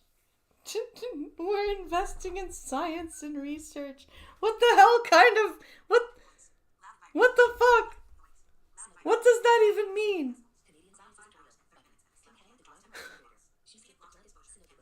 Canadian science isn't real. At a time when we're investing in growth, it's the time for that. That's what we're doing. It's time growth, to invest. huh? We're a confident nation, and we will build the Canada of tomorrow together. Welcome to the Canada of tomorrow! Sorry, it doesn't have the same ring. The honourable member for Jonquière. Let's come back to immigration. On February 12th, the House supported a motion giving the government 100 days to convene a First Minister's meeting on immigration capacity. 100 days to table a plan to revise federal immigration targets as early as 2024. 100 days to table a report on the gap between federal targets and settlement capacity. Then 100 days to determine how to close this gap financially to ensure the successful settlement or integration of newcomers. There's 2 weeks to go. Have the premiers been invited to this meeting? Is the invitation in the mail? It's in their spam folders, Mr. Speaker. They should check their spam folders. Honourable Minister of Immigration. Thank you, Mr. Speaker. As the member should know, I met with my colleagues, ministers, on Thursday. I'm looking forward to what comes out of that meeting this Thursday. And they will... This retard doesn't pay attention to anything around him. I'm going to go with. Probably not. What their capacity is, so I'm looking forward to what follows. The honourable member for Jonquière. Thank you. As early as November, this House voted unanimously, calling on the federal government to review its immigration targets as early as 2024, after consultation with Quebec and the provinces based on their settlement capacity. Even the Liberals recognize that the targets should reflect needs in housing, health, education, franchisation, and infrastructure. Yet Ottawa continues to increase immigration in 2024 and again in 2025. Yeah, because they want to import the population. They do not want natural population growth of its citizens. They do not want to incentivize its citizens to settle down and have families. They just want to import their population and not integrate the people they import into the culture. They just want to import the people and also import the culture and just get rid of Canada. When will the government listen to the reasonable demands of this House and stop blindly increasing immigration levels? No, the provinces or the Prime Minister already had a meeting with the provinces, remember? Refugees and citizenship. I believe I answered the previous question. It's the same question, essentially. So the no, it isn't. Asked and answered. The honourable member for Jonquière. Wow, that's going to get us really far. The federal government is blindly increasing its levels despite the House's request to adjust levels to suit settlement capacity, despite the House's request to start this process within 100 days with a meeting of First Ministers, despite the unfavourable opinion of the Public Service, warnings of economists, and despite CMHC figures showing that the housing crisis is getting worse. And despite the Canadian citizens very upset, and these are people who are not racist. And they are like, stop importing people. Let's get this fixed first. Like, this is insane. They want to know nothing about that. Why do the Liberals refuse at all costs to know how many people we can realistically accommodate without we got literally 1 million people in terms of services or their basic needs? The Honourable Minister of Immigration, as I just said, Mr. LMAO, I already met with, wait.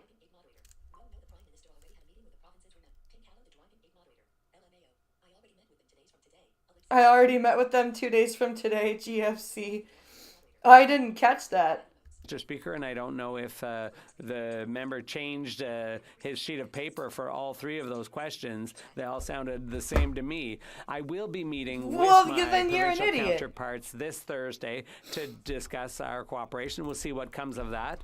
But we are going to look at our levels. We haven't said which direction they'll move in. The honourable member for Mégantic-L'Érable.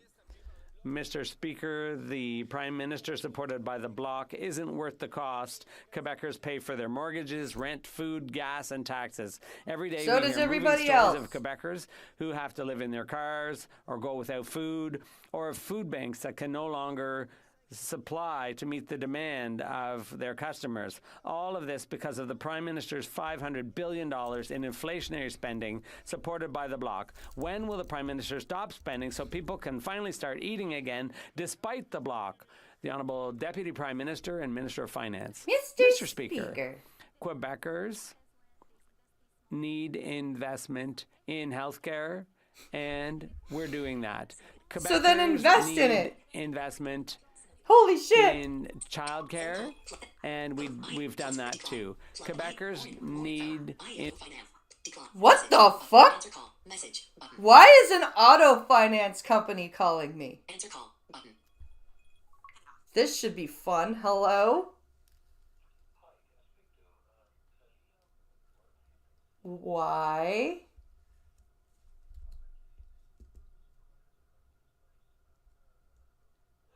Oh, okay.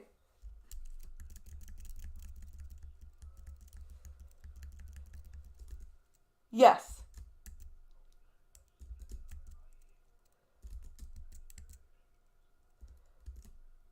Okay. Bye. Okay then. I couldn't get to mute in time. I was dying laughing when I saw a video of Trudeau saying this is India, Canada. Yeah, well, because they wanted to move the election to like accommodate Diwali. Because apparently on October 21st, 2025, that's Diwali. So, hey Jordan. So they wanted to move the election to October 27th to accommodate Diwali. Meanwhile, they don't, that's not a fucking national holiday at all. So there's no reason for that. Investment in housing, we're doing that. The only thing the Conservatives understand is cut. Cut. Because they're that's what we need. Of raising taxes on the wealthy. The Honourable Member for Mégantic-L'Érable. Quebecers are already experiencing austerity imposed by this government. They can't afford rent. They can't afford groceries. That's the reality Quebecers are dealing with every day. After 9 years, this Prime Minister has found a dance partner to spend and create even more inflation at the expense of families. He knows the Bloc won't vote against them because the Bloc loves this Liberal government. The Bloc House leader himself told TVA, we're not going to scrutinize everything the government spent. What good is the Bloc if it votes for $500 billion in Liberal inflationary spending? When will the Bloc-backed Prime Minister stop impoverishing Quebecers? Holy shit! This is crazy! Wow! The French Conservatives give no fucks. This is kind of funny. The Honourable Minister. Thank you, Mr. Speaker. This is great. Speaking of reality, this is amazing. The Conservative leader, when he was minister responsible for housing, he got 6 housing units, affordable units built. Oh, here we go with the 6 housing units built. Again. So here we go. Conservatives have insulted don't talk about how low rent and mortgage payments were back then. So 6 versus 8,000. Who is the more incompetent here, Mr. Speaker? The Honourable Member for Louis Saint Laurent. I would say the people that require 8,000 affordable housing units to be built would be the most incompetent. There's been a grievance at the University of Quebec. The status of the university has changed. The question is, does the member for Quebec City Is it just me, or is he saying that people in Quebec have it worse than regular Canadians? Yes, because that's how Quebecers think, Jordan. This is the thing about a lot of people in Quebec, is they want to be separate from Canada, but they don't want like their own money or anything like that. They just want their own common law because they follow the Napoleonic Code, just like France does. So they want their own laws. They want like their own basically little country within Canada, but they still want to use Canadian money. They still want to trade with Canada, have economic advantages of being part of Canada, but they want to be separate. Did the member request that advantage, or did he simply accept the University of Laval's offer? It's a queer question. Could we get a back to clear this answer, again? Please? Yep. The Honourable Government House Leader. Mr. Speaker, I thought... Did he just say le Honourable Leader? Question, could we get a government answer, please? Oh my God, he said le Honourable Leader. Leader! Holy mother of God! What in the Parisian garbage French is that? Honourable Government House Leader. Mr. Speaker, I thought better of the member than that. He knows that Canada has among the strictest rules in the world when it comes to conflict of interest and ethics. This minister has been exemplary when it comes to strict adherence to conflict of interest and ethical rules. So I'm very surprised to hear that question coming from that member.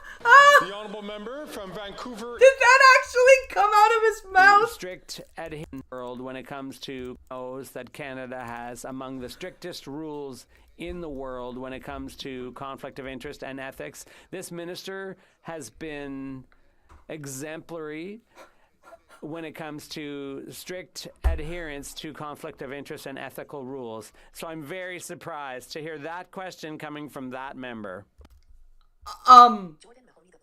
Sure. Okay, Blind Press I has just asked Sue the reason why do you guys have border states or border parachutes in the northwest and south? Button. Add emotes. That's insane. The honourable member from Vancouver East. Amnesty International, Human Rights Watch, and other advocates have called on the Liberals to end Canada's rights-violating immigration detention system.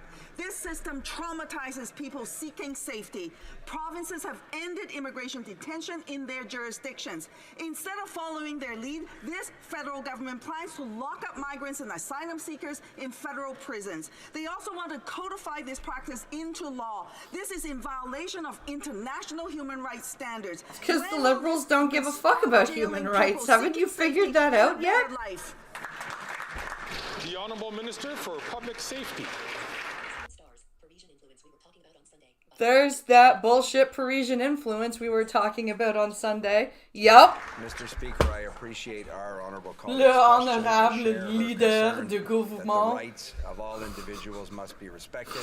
I think she will understand that there are a very small group of individuals with perhaps violent criminal pasts, those that may be involved in terrorist activity. Then why are they even here? Get rid of them. For whom releasing in the community is not an acceptable option for public safety. We'd worked for many years with the provinces that kept this very small group of individuals in the appropriate custody, and now we're going to take our responsibility at the same time respecting their rights. Hear, hear. The honourable member from Courtenay, Alberni. Mr. Speaker, every minute, 2 garbage trucks worth of plastic are dumped into the world's oceans. Canada has the longest coastline in the world, and plastic and industrial waste are choking the shoreline, making its way into our food and harming vital ecosystems. But the Liberal solution, yes, we are all eating cancelling plastic. the Ghost Gear Fund, which creates local jobs and removes plastic and marine debris from our waters. This government says they care about the environment, but refuses to based on protect departing it. illegals. Will the Liberals immediately restore this funding so that we can continue to clean up our coast? Well, why the fuck should we keep terrorists in our prison? I don't want to fucking pay taxes on terrorists in my federal prisons. Get them the fuck out of here. L'honorable ministre, pêche océan. Monsieur le Président, on sait au niveau de pêche. Mr. Speaker, at the DFO we know how important the state of our oceans are, and we are working very hard. Projects have been implemented for recuperating phantom objects, and work will continue, Mr. Speaker, with our communities and with those in the fields. Thank you, Mr. Speaker. The honourable member from Mississauga Malton. Speaker, our government will always uphold the Charter of Rights and Freedoms to protect Canadians' rights. We even established a rule in 2019 that every government bill must be accompanied by a charter statement to ensure that Canadians' rights are respected in all legislation. Last week, the leader of the opposition admitted that he would overrule Canadians' rights using the notwithstanding clause. Can the Minister of Justice please reaffirm our government's commitment to upholding the Charter? What kind of nonsense, bullshit, nothing question was that? I thank the member for the question. I will state that our government will stop at nothing to ensure that Canadians' charter-guaranteed rights and freedoms are protected. You cannot claim to care about freedom and then vow to strip certain people's freedoms away when it is politically inconvenient. That is not democracy, Mr. Speaker. The opposition has said they'll start with criminal justice matters, but where will they stop? Religious rights, abortion rights, the rights of the LGBTQ2 community? Fuck off with that shit. You know it won't go there. Our government will always protect all You Canadians' fear-mongering rights. So we can call that asshole. the leader of the opposition cannot and will not do the same. The honourable member from Montmagny-Lillet and Rivière-du-Loup. Mr. Speaker, after 9 years of this Liberal government, the crises are getting worse and worse and worse. Housing, cost of living, and now the opioid crisis. The situation in Montreal is getting worse and worse. Crack and heroin can be found close to schools, and people are afraid for their parents and their families. Who has helped the Liberals in this policy? The Bloc Québécois. They are simply not worth the cost, Mr. Speaker. My question is simple. When will the Prime Minister put an end to this radical hard drug legalization process? None of that shit is dumped by us. We are not India or China. Fuck off. Right? Thank you. The hell? What happened to the thing? The honourable leader of the government in the House. The member knows full well that there have been no such requests from Quebec, and so there will be no change considered. Oh, there haven't been? There hasn't been a request from Montreal and from Toronto? The member for Bellechasse, Les Échemins, Lévis. Mr. Speaker, after 9 years, the Bloc continues to support this Prime Minister's full spending spree. The Bloc wants more transfers to the provinces, but then votes in favour of $500 A billion. Liberal asking a Liberal. Wow. Yeah, that's how bad it's getting. And inflationary credits. We just don't get it on this side. Without housing, Quebecers are becoming homeless, which is having a major impact on the healthcare system. The Bloc and the Prime Minister are simply not worth the cost. When will this Bloc-backed Prime Minister stop wasting money so that Quebecers can be housed with dignity? The Honourable Deputy Prime Minister and Minister for Finance. Mr. Speaker. Thank you, Mr. Speaker. Mr. Speaker. It would perhaps be a good idea for the Conservatives to talk to the Quebec provincial government. Well, it's a good fucking thing. Well, it's a good thing we're not a democratic nation. We're parliamentary fucking YouTube.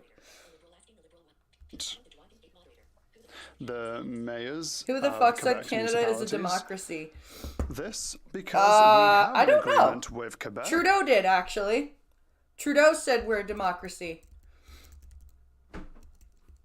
But we're a fucking constitutional monarchy is what we are.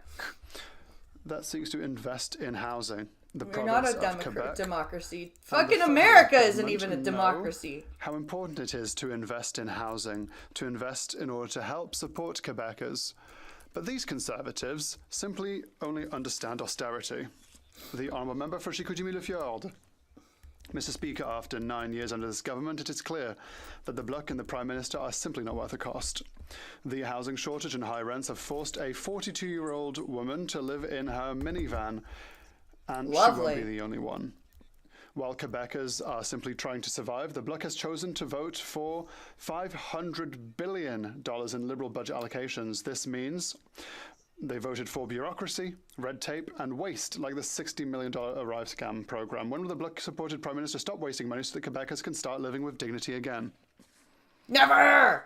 The Honourable Minister for Housing. Mr. Speaker, if the member thinks there's a problem in housing in Quebec, then why did he vote against housing projects in Quebec? Because you want to take jurisdiction away from Quebec? That's why? 6. That's the number of oh my total God. affordable housing Here we are units with that number were built again. when the current leader of the Conservatives was housing minister. We are continuing to invest in affordable housing throughout Canada and in Quebec. We are investing in affordable housing, Mr. Speaker. The Honourable Member for Chicoutimi-Le-Fjord. Mr. Speaker, after 9 years of this government, the housing crisis has become so serious that Quebecers are having trouble choosing between housing and food. Yeah, not just Quebecers. The Journal de Montréal let us know that a 42-year-old woman is living in her minivan while the government continues to spend. And yet the Bloc, which claims to defend the interests of Quebecers, is making the situation worse by voting with the Liberals for $500 billion in budget appropriations. So it costs a lot to vote Bloc. Mr. Speaker, when will the Bloc-supported Liberals stop their out-of-control spending? Why do I feel like I'm on a merry-go-round right now? Thank you, Mr. Speaker. Like, I seriously, I feel like I'm on a record table, just going around and around and around. In his riding alone, 180 affordable housing units were built. It's a great result. The only issue is that perhaps he could talk about with his leader so that he can figure out why only 6 affordable housing units were built during his entire mandate. Great news for his riding, but the because comparison they is not the didn't same. need all those affordable housing units. Oh my God. The Honourable Member for Trois-Rivières. And we still have 20 minutes left of this thing. Reveals the extent of foreign interference in our elections. The government will today table a bill containing measures to counter this interference. Better late than never, but if the government wants to show that it is really serious, it must finally create a register of foreign agents. There's actually, there was a video on TikTok I saw yesterday that's making a claim that in this bill, they're also pushing the election date back a week specifically so that they can get lifetime pension. So, like, even after they get voted out, they still get lifetime pension. Now, what I'm trying to think is, don't all federal government workers have a pension already? Like, I sent that video to my contact in the federal government and asked if this was even something that makes sense, because, like, I'm thinking feds already have a pension. They don't need to vote that shit in a bill. So that would imply that people in Quebec had dignity to begin with. And how many housing units have been built in 9 years? That's a very good question. Prior to 2023, prior to 2023, how many did the Liberals build? Like, I don't know, not many. As everyone has been asking it to do. The Bloc Québécois intends to table a bill to create a binding registry. But there's nothing to stop the federal government from going ahead today. Will the minister commit to legislating to create a binding registry of foreign agents? No. The Honourable Minister for Public Safety. Mr. Speaker, of course, we appreciate our colleague's enthusiasm. He has a certain experience here in Parliament. He wouldn't want me to talk about a bill before it is actually tabled in this House of Commons, Mr. Fuck Speaker. off! You do that all the time. Censored by yourself because it would be a violation of parliamentary privilege to do so, and I would never want to do that in my life. So I would like ask my colleague to be patient, and I have full trust that we'll be able to work with him on these important issues in the future. They have talked about bills before they've been tabled many times. Holy shit.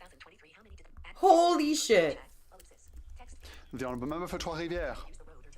Mr. Speaker, the Hague Commission report also reveals the irresponsible attitude of the Prime Minister and the Liberal Party of Canada when faced with China's interference. The report confirms that as early as 2019, the Prime Minister was duly informed of irregularities in the candidate nomination in Don Valley North. The report even specifies on page 137 the reasons given by the Prime Minister for not withdrawing his candidate from the election. These reasons include, and I quote, given that the Liberal Party expected to win Don Valley North. In other words, the Prime Minister doesn't care about interference at all if, in the end, the Liberal Party wins. Wow. Should democracy take precedence over partisanship? They were gonna win anyway, so it doesn't matter if the Chinese are fucking around. Because we figured we were gonna win anyway. Holy shit. The Honourable Minister for Public Safety.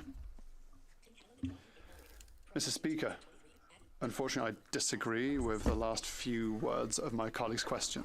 You can't disagree with a question. Just answer it. Are the full government that implemented measures to counter foreign interference. We have since improved them, following recommendations made by experts. We have adjusted them, fine-tuned them, to strengthen them. We have worked with our friends in the Bloc and other parties in order to allow the Hague Commission to do its work. We are looking forward to the recommendations. And for sure, Parliament will have to work together in order to work with these recommendations. We are looking forward to the recommendations. Fraser Canyon. Mr. Speaker, after 9 years, this NDP Liberal Prime Minister is not worth the crime, chaos, drugs, and disorder. Since the request 10 days ago to end deadly legalization, 60 British Columbians have died, and the impacts are felt in every community. The Abbotsford Soccer Association has to sweep their fields for dirty needles and deal with open drug use at our community parks. Patrons of the SkyTrain in Surrey Centre fear open use of meth on our transit system. Oh, lovely. Can the minister provide the Trying to get to when work they will on the finally SkyTrain and somebody's fucking smoking policy? meth next to you. How awesome. From Timmins James Bay to please keep his voice quiet unless he's recognized by the Speaker to speak. The Honourable Minister for Mental Health and Addictions. Mr. Speaker, the pilot program in BC was set forth at BC's request to And save they lives. now are requesting have for you come to us to now. save lives? The pilot program in BC was set forth at BC's request to save lives. Yeah, now 2,560 people are dead. Holy shit. They're saying it's not working. They're asking you to reverse it. Why are you dragging your feet? They have come to Other us than the now fact that you want Canadians to be drug addicts. and working with the BC government, law enforcement, healthcare services to get this right to save lives of people who are dying because of a toxic drug supply is an urgent priority for us, Mr. Speaker. Then do something about it. Again, I'm going to ask all members, please, to hold their comments until they're recognized by the chair. The Honourable Member from Fort McMurray, Cold Lake. After 9 years of this NDP Liberal Prime Minister is not worth the crime, chaos, drugs, or disorder. It was 10 days ago that the BC government pleaded with this Prime Minister to end this wacko drug policy. There have been 60 overdose deaths. Careful. Since BC begged for Careful. this to come to an end. On what day will they finally act and give BC what they're asking for? Careful, you said wacko. Again, I'm going to ask the Honourable Member from New Westminster Burnaby, please, not to take the floor until he's recognized from doing so. And I know that this is a very difficult issue for many, and so I ask members, please, to listen carefully to the questions and listen carefully to the answers. The Honourable Deputy Prime Minister and Minister of Finance. Mr. Speaker, we have a very effective, collaborative relationship with the province of British Columbia. No, you don't. And it is frankly, Because if you did, you would have recriminalized this shit already. That the province needs to beg us for anything. The province has serious concerns about their And you're not project. addressing them. We share their concerns, and we are working collaboratively and effectively to address those concerns. What we're No, not you're doing not. is playing partisan politics with the lives of Oh my God. The honourable member from Partisan Lake politics? After 9 years, this NDP Liberal Prime Minister is not worth the crime, chaos, drugs and disorder. The BC government sent the Prime Minister all the information he needs to end his wacko drug policy experiment. In his 10 days of inaction, it's estimated 60 British Columbians' lives have been tragically lost to overdoses. Wacko drug policies have the RCMP citing government-supplied drugs being diverted, and open drug use of crack in hospital rooms, meth in restaurants. Okay, fentanyl stop in saying parks and wacko playgrounds. now. How many more days will it take this Prime Minister to end his failed drug policy experiment? Thank you for stopping saying wacko. Like, it feels like because he didn't stop the other person from saying wacko, that now they're like, how many times can I say the word The wacko? Honourable Minister of Health. Thank you very much, Mr. Speaker. And of course, all members in this House are absolutely ripped apart by what we're seeing the opioid crisis Oh, in this bullshit. country. The responsibility that we have to the families who've lost loved ones, to the people who are in crisis right now, is to make sure that we follow evidence. And the reality is, Mr. Speaker, that the ideas proposed by the Conservatives have been tried and failed everywhere they've been tried. And that if we're going to have honest conversations, holding out false solutions is very disappointing on a subject so sensitive. We need to work collaboratively in an evidence-based way to make sure that we do everything we can to get this right, Mr. Speaker. The honourable member from Richmond Hill. Mr. Speaker, over 1.9 million seniors 65 and over have successfully applied for Canadian dental care plan. Conservatives chose to vote against funding toward the CDCP. However, the numbers speak for itself and have demonstrated Canadians' overwhelming support for this program. Can the Minister please update the House on the impacts of the work being done to provide access to dental Another care dick-sucking for question. Canadians? The Honourable Minister of Health. Thank you so much, Mr. Speaker. I want to start by thanking the member for Richmond Hill for all of his work to promote. Someone just snitched on her. Oh. The chair's been pretty patient with the member from Sherwood Park, Fort Saskatchewan, on calling out when he doesn't have the chair. I'm going to ask him, please, to listen respectfully to the questions that are asked and to the answers that are given. The Honourable Minister from Health can start from the top, please. Thank you, Mr. Speaker. And I want to start by thanking the member for Richmond Hill, who has been such an incredible advocate to making sure all Canadians get the oral health care they deserve. And I want to say that in the first 3 days, we've had just extraordinary results, Mr. Speaker. 15,000 seniors have already, in fact, more than 15,000 seniors. And has just in Sun the first Life 3 approved days the have plan already yet? gotten service. Have dentists been given the information they require? It's a issue of dignity and prevention. Those are seniors who aren't going to wind up in a hospital room. Mr. Speaker, we need to continue that momentum. More than 8,000 dentists have now signed up, with more and more signing up every day. Do they know when they're going to be reimbursed?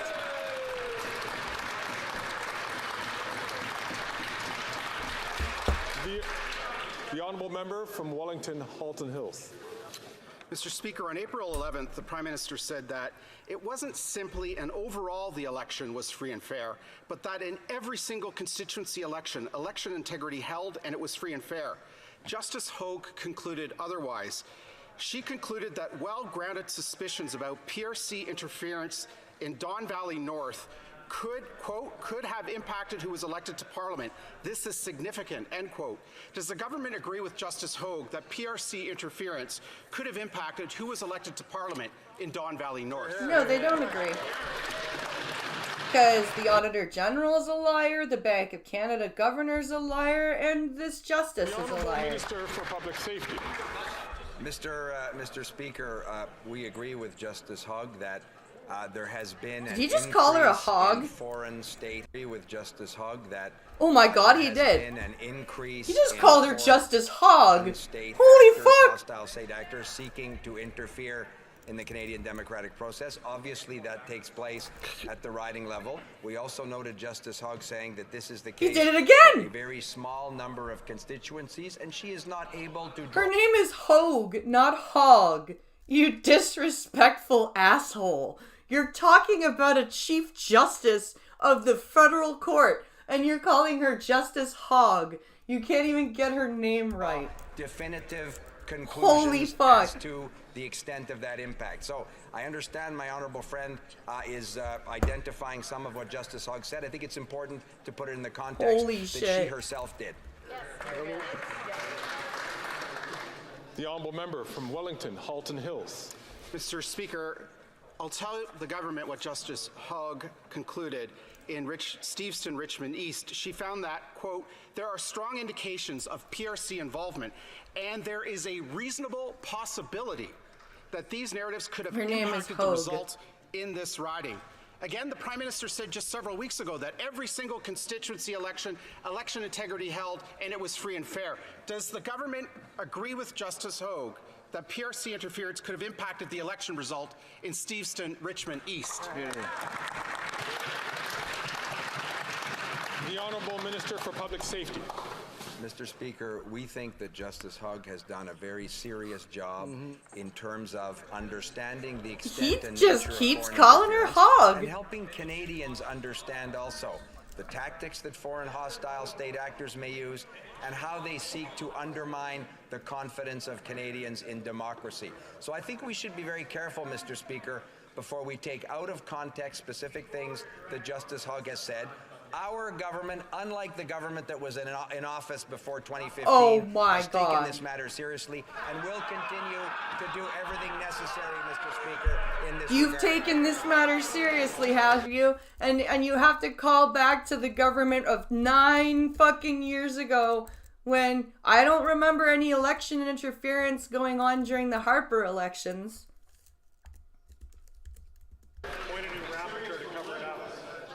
The Honourable Member from Leeds Grenville, Thousand Islands and Rideau Lakes. The Liberal Employment Minister got caught cashing checks from his secret lobbying business. Turns out his own department got lobbied and then gave $10 million out, and the minister himself announced it. After 9 years of this NDP Liberal government, it's clear they're not worth the cost or that corruption. How much did the minister pocket, and is the government prepared today to announce that they're going to have the RCMP investigate this latest Liberal scandal?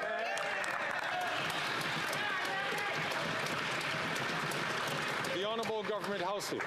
The minister has, of course, addressed that matter, Mr. Speaker, but let's talk Have about the they? member for Leeds Grenville, who in this House, in an alarming way last week, failed to rule out using the notwithstanding clause to deny the right of women to Oh my God! Oh my God! Oh my God, the deflection! Oh my God, the deflection! 80 members of that Holy shit! green or yellow lights from the Campaign Life Coalition. That's right. Who is going Holy to be standing up fuck. to make sure that the rights of women are protected against these? The question was, how much money did the minister pocket, and is the RCMP going to investigate? And that's your answer?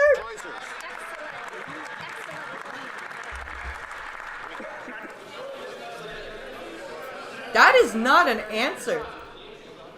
The Honourable Member from St. John's East. Cutting the pollution that is fueling costly climate change while building a strong, sustainable Canadian economy that creates jobs and invests in competitive, decarbonizing world is the key to success in the 21st century. The latest National Inventory Report confirms Canada has bent the curve and is reducing emissions toward achieving the country's 2030 We were a zero emissions country, or negative emissions country anyway. Climate change, update Canadians on this progress and the next steps in climate action. The Honourable Minister for the Environment and Climate Change. Thank you, Mr. Speaker, and I thank my honourable colleague for her question. In fact, the emissions are down in Canada. And it's not only according to us, but the independent Canadian Climate Institute says that for the first time in the history of Canada, we're on track to meet our 2026 and 2030 targets, Mr. Speaker. 44 million tons less pollution in 2022 than in 2019. That's the equivalent of removing from our roads in Canada 13 million vehicles, which is basically half of our existing vehicles in Canada. More needs to be done, which is why we're the first and only country in the G20 to have eliminated fossil fuel subsidies and the only large oil and gas to put in place a cap on emissions, Mr. Speaker. We're almost done. The Honourable Member from Edmonton Strathcona. Mr. Speaker, the expected military invasion in Rafah will be catastrophic. Over 1 million my God. people, half of them children, have no safe place to go. In That would be famine in the north Hamas's and fault. bombing in the south. This escalation threatens the safety of both Israelis and Palestinians. The Liberals should be doing everything to protect innocent civilians, and this includes the hostages. Where are the promised sanctions on extremist settlers? Where are the two-way arms embargo? Why won't the minister do what she promised and act to save lives? The Honourable Parliamentary Secretary. Thank you, Mr. Speaker. The violence must stop. What is happening in The Gaza violence is must stop. catastrophic. Then As we have go said from the go beginning, a argue with military Hamas.